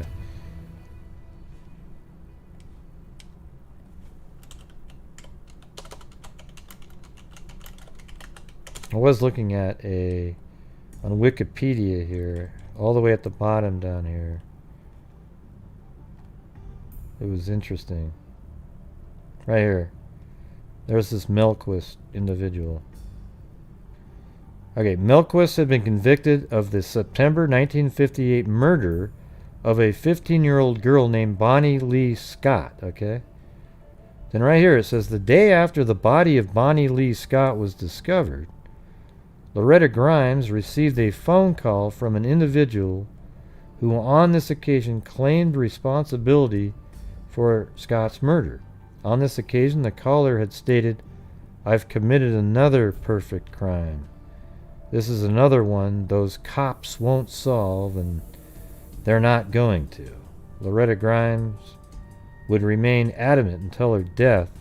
This caller had been the same individual who had contacted her on May 1957 and had revealed the deformity upon one of her daughter's feet. So that was the same caller. Can you believe that? So wouldn't it be weird? What if that was actually the killer calling her back then about the deformity?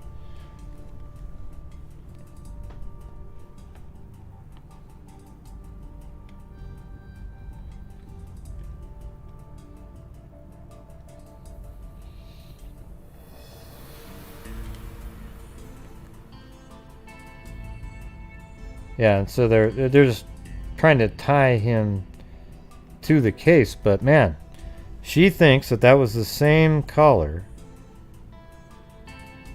that called about the deformity on the foot, and then called again to say that he killed the girl that this Melquist is arrested for, and that, see, I wonder if it is Melquist making the phone call.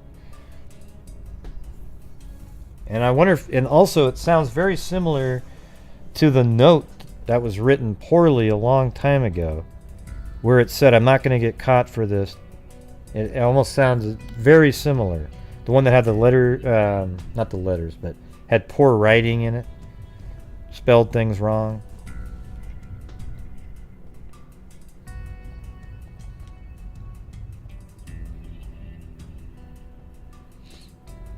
And this is the 1960 newspaper where I kind of want to look at this guy's case here, see what happened to him.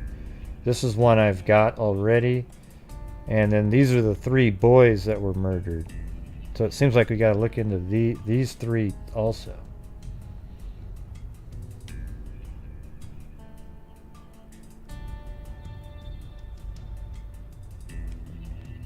Well, it's like John Miller, you know, he always had to contact everybody. Alright, so this is a 1970 article.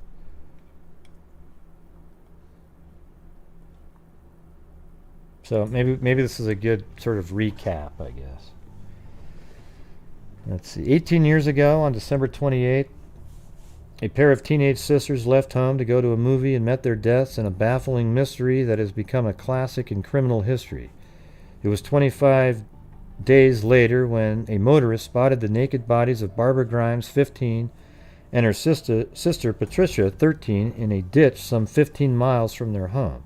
A pathologist determined that the girls had died from the exposure to the winter severe cold, but a coroner's jury and the police said it was murder.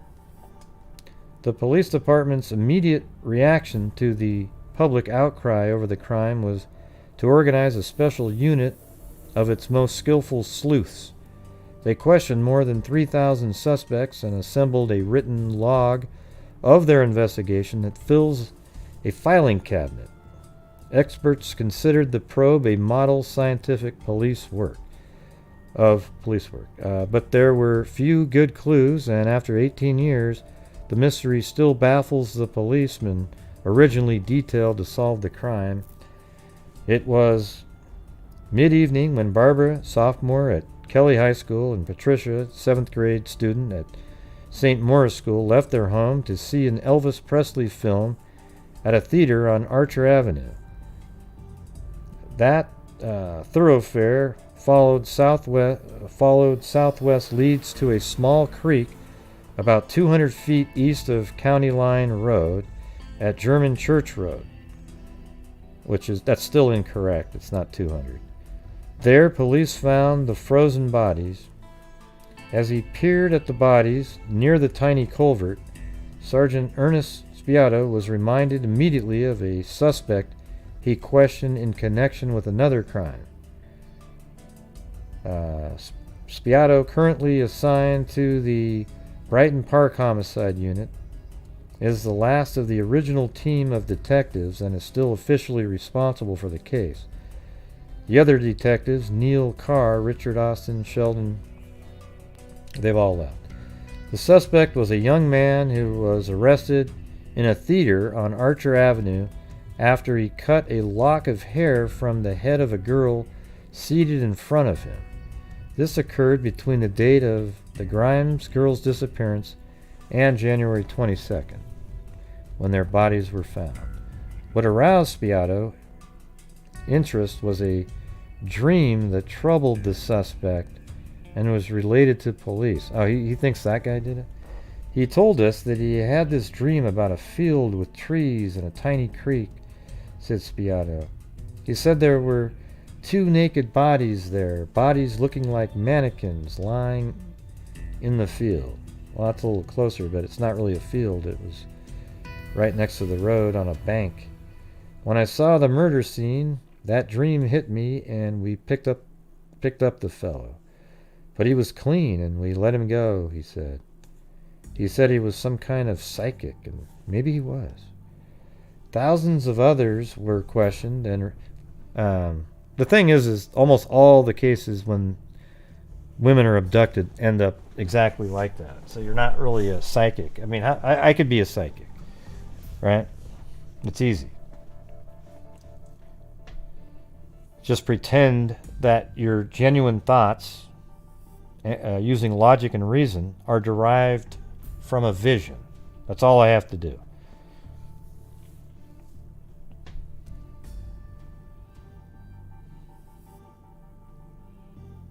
Thousands of others were questioned and released. Several times the police believed they had found the killer and solved the mystery. I know some people who believe that we knew who did it, but couldn't get the evidence to prosecute. The murder investigation of the crime sisters remains open. The physical evidence, fathered by detectives and crime laboratory technicians, is stored in a warehouse. I still get 3 to 4 phone calls a year from people claiming to have information about the murders. Yeah. These are some pictures right here.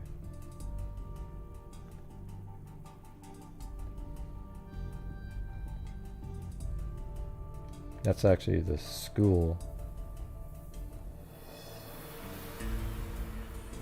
That's the funeral right there.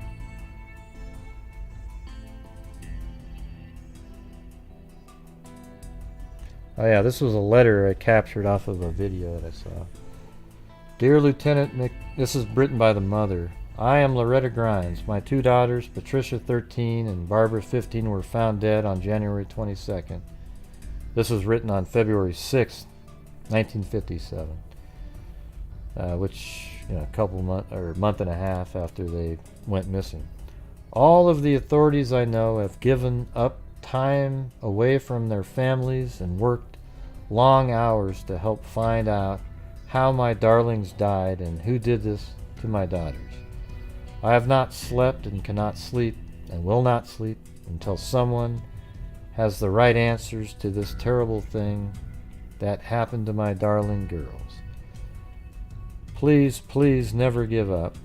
Promise me you never will. You must help solve this, not only for me, but also to make it safe for all the children in the city.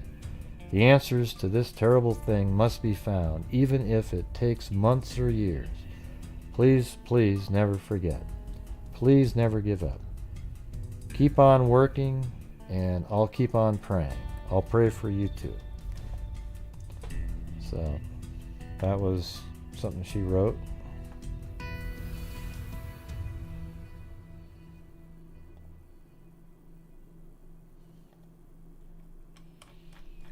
And, I mean, basically that's where it kind of is left out. Look how clear that picture is. That is, like, mind-boggling.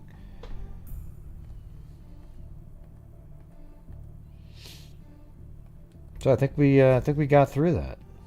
Let's see.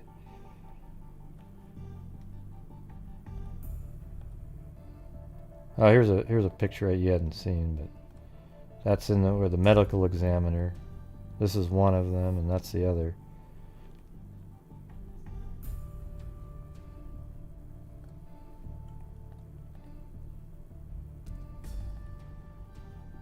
And they're right there on the ground, right next to them. So it's not like it's in the middle of a field, like they said.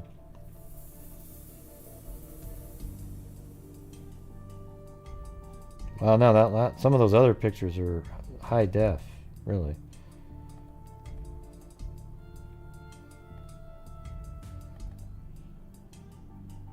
And these are them right here.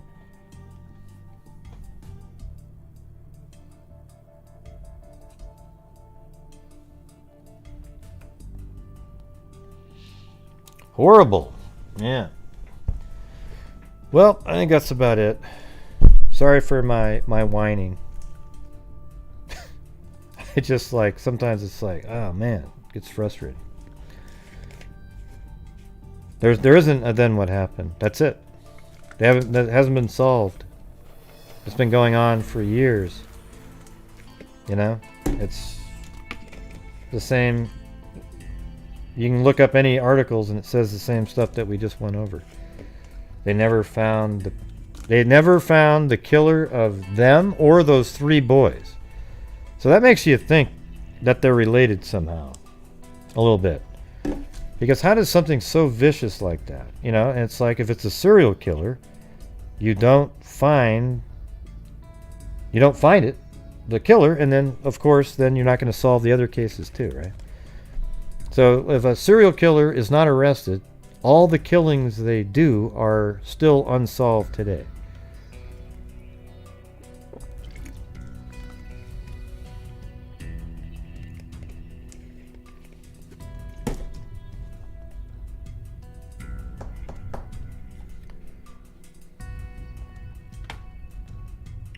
Well, I hope you guys. I'm kind of shocked that I was able to get through that one in a night, but it did take 3.5 hours. So about 11.5 hours spent on that one. I told you guys last night, I go, maybe I'll look up that one, right? Because I already had the information on the other case. So I instead of doing that, I spent the whole day, while I run work stuff, and as it's running, I have time to look stuff up.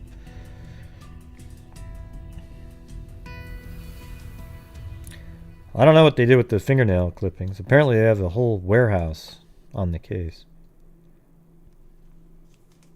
So, anyways, I hope you guys thought that was interesting enough.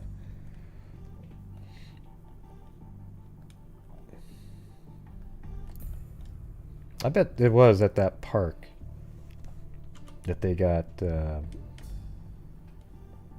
abducted. Right here. They got dropped off at the bus here. That seems to be confirmed. And then maybe just on their walk here, somebody lured them into the park. And I bet you they were killed in this park, but they were probably strangled or smothered in a way where it's hard to detect. And I bet you and it sounds like they were sexually assaulted, even though they kept that hidden. Hopefully they stored any evidence from that, like semen or something. It sounds like maybe they did have that. And so maybe they actually, if they were sexually assaulted in this park and killed, and then late at night in the winter, nobody's really out and about, and I don't know what the road stuff looked, if there was these roads back then, but maybe they were able to pull into the park and then put their bodies in the vehicle, and then they just drove out of town, 12 miles away. It's almost a straight shot, though. I mean, look at this. As soon as you just go from right there, get on this street, and then boom. Where the hell was that? Shit. I think I lost where I was. No, it was this highway is what I was talking about. So you just go straight on that highway, right from their house. And then you get off, and then you just dump. The person probably lives, I bet you they live over here somewhere. This is where they were hunting. This is an area that they knew about. And then after that, they went back up here or down in there somewhere. That's what I would say. I don't think they live in the city here. They could, though. It could be that they live in the city, dumped the body out here, and then went back to the city, and they continue hunting. There's so many people living in the city that they feel safe. I mean, look at this. I mean, in 1958, it was still crowded. Or 57. 56.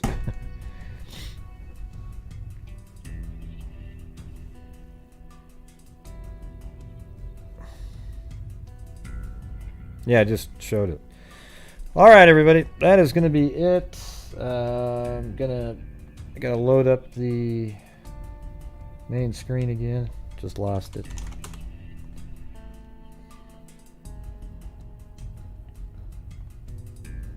I'm sleepy. Yeah, I'm trying to get the vaccine because in my town here, in the city, there's people that have got it just because they didn't want to waste the vaccine, and then first come, first serve. I want to be one of those people. How do I get to be one of those?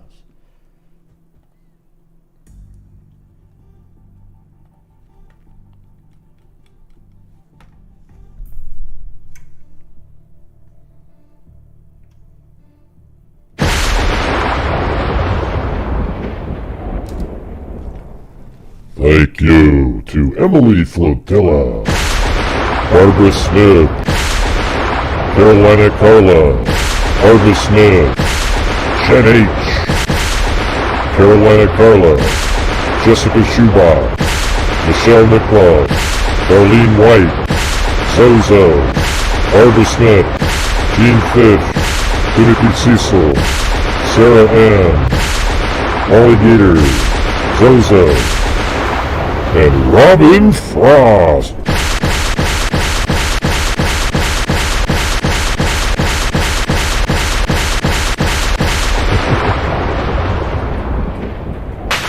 There we go.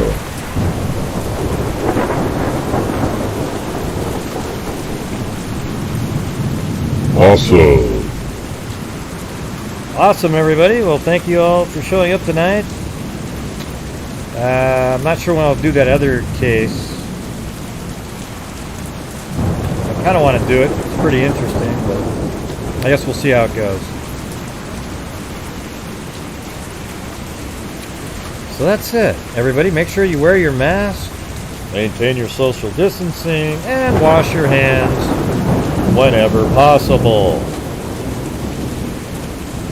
Alright, so thank you very much, and until next time, be safe out there. And a 2, and a 3, and a...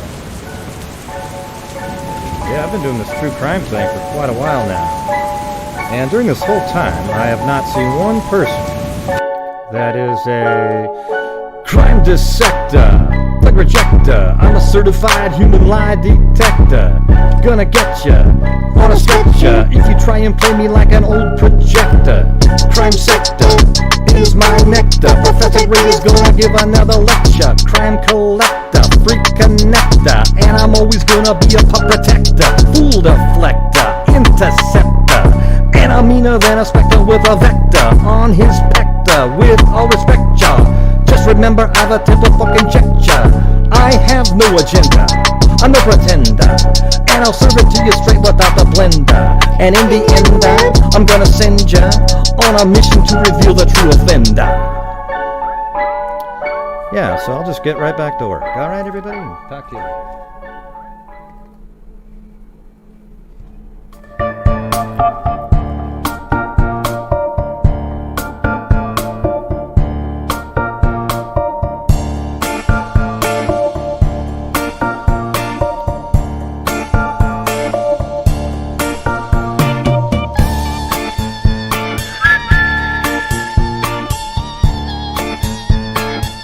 Hey, Gray! Hey, good show, man! Good show! You know, some nights just aren't as good as other nights, right? I guess you're right, Mary Lou. I guess you're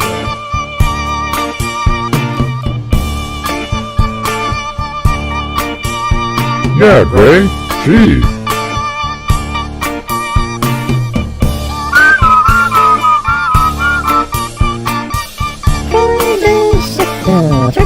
I'm a certified human lie detector. Gonna get ya on a stretcher if you try to me like an old projector. Crime sector is my nectar. Professor Gray is gonna give another lecture. Crime connector, freak connector, and I'm always gonna be a protector. Fool deflector, interceptor, and I'm meaner than a spectre with a vector. All his vector with all respect, y'all. Hey, pretty good, Mary Lou.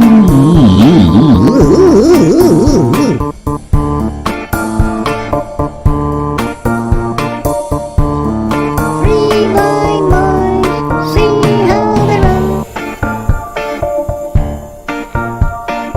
Tickety-tackety-doo.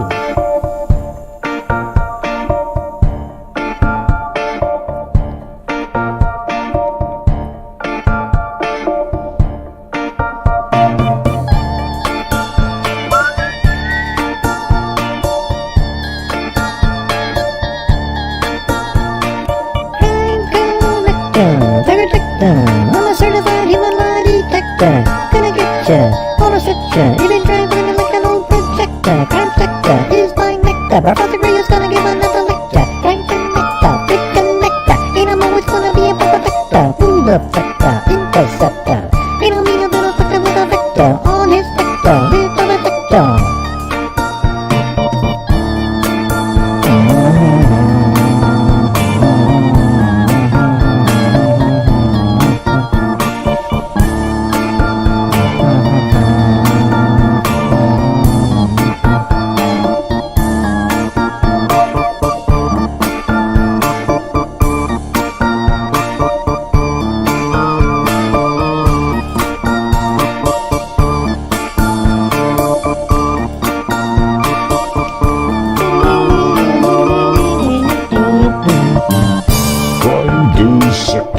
The projector. I'm a certified human lie detector. gonna get ya on a stretcher if you try and play me like an old projector. Crime sector is my nectar. Professor Krieger's gonna give another lecture. Crime collector, Freaking nectar. and I'm always gonna be a protector. Fool deflector. Hey, what about my music? Hey, where's my music? Jeez, calm down, you idiot. Don't call me an idiot, jeez. That wasn't very. Do that again. Gosh, don't call me an idiot. Well, that's not too bad. That's not too bad. Alright. Crime dissector, projector. I'm a certified human lie detector. Gonna get ya on a stretcher. If you try and play me like an old projector. Crime sector. Is my nectar. Professor Krieger's gonna give another lecture. Crime collector. Freaking nectar. Well, I'm always gonna be a protector. Fool Deflector. interceptor. Enemy and inspector with a vector. On his vector with no respecter. Just remember you're like a protector. I have no agenda. I never tender. And I'll send it to you straight with a propaganda. And in the end, I'm gonna send her. on a mission to reveal the true offender. Hey, that was pretty good, John boy. Not bad, John boy.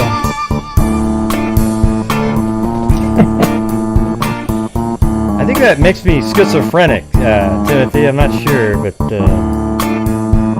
I actually think of them as completely different people than I am.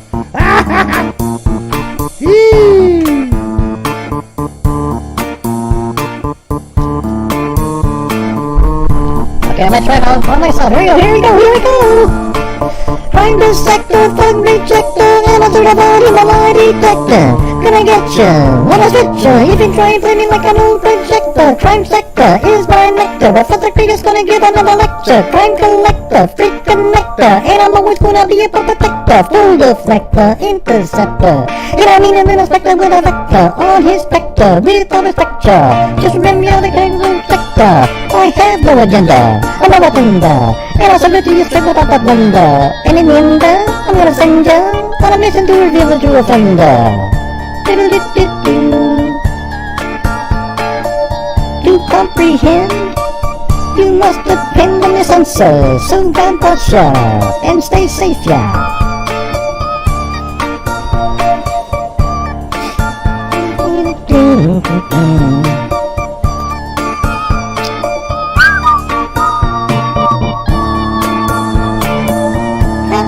Hey John boy, did you like that one? Was it good that time? Oh boy, now you need affirmation? What does affirmation mean? Well, you know when you, would you just, come on, you know what that means. Oh, okay. Affirmation. Okay, I'll figure that out later. Let me look it up on Google.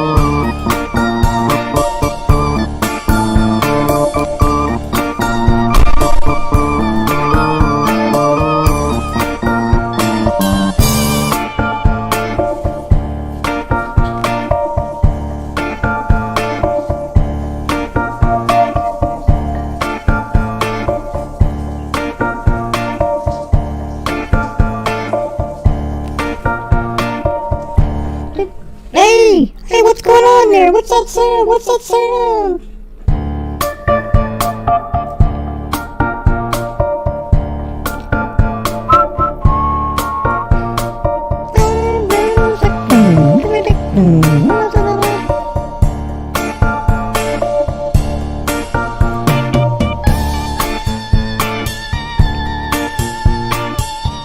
Hello?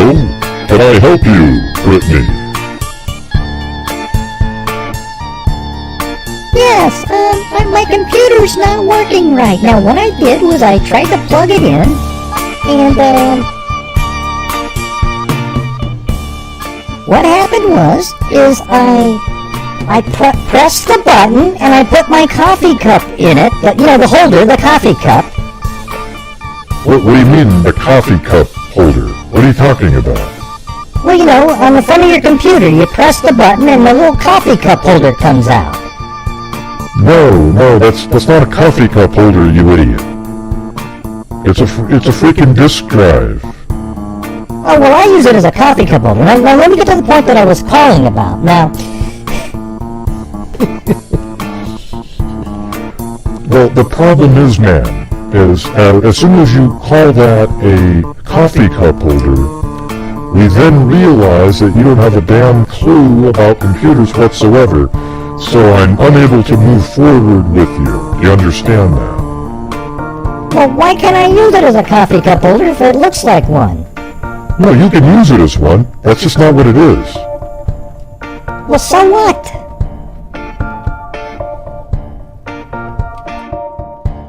Wow.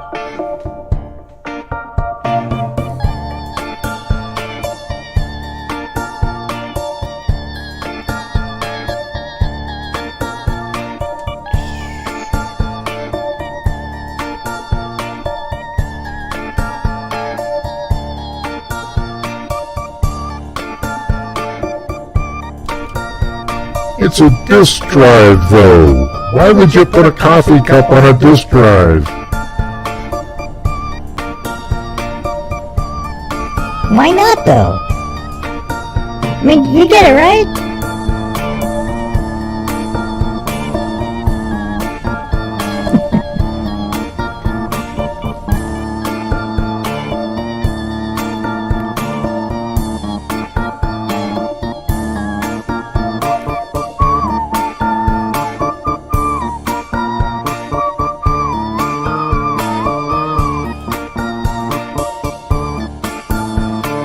No.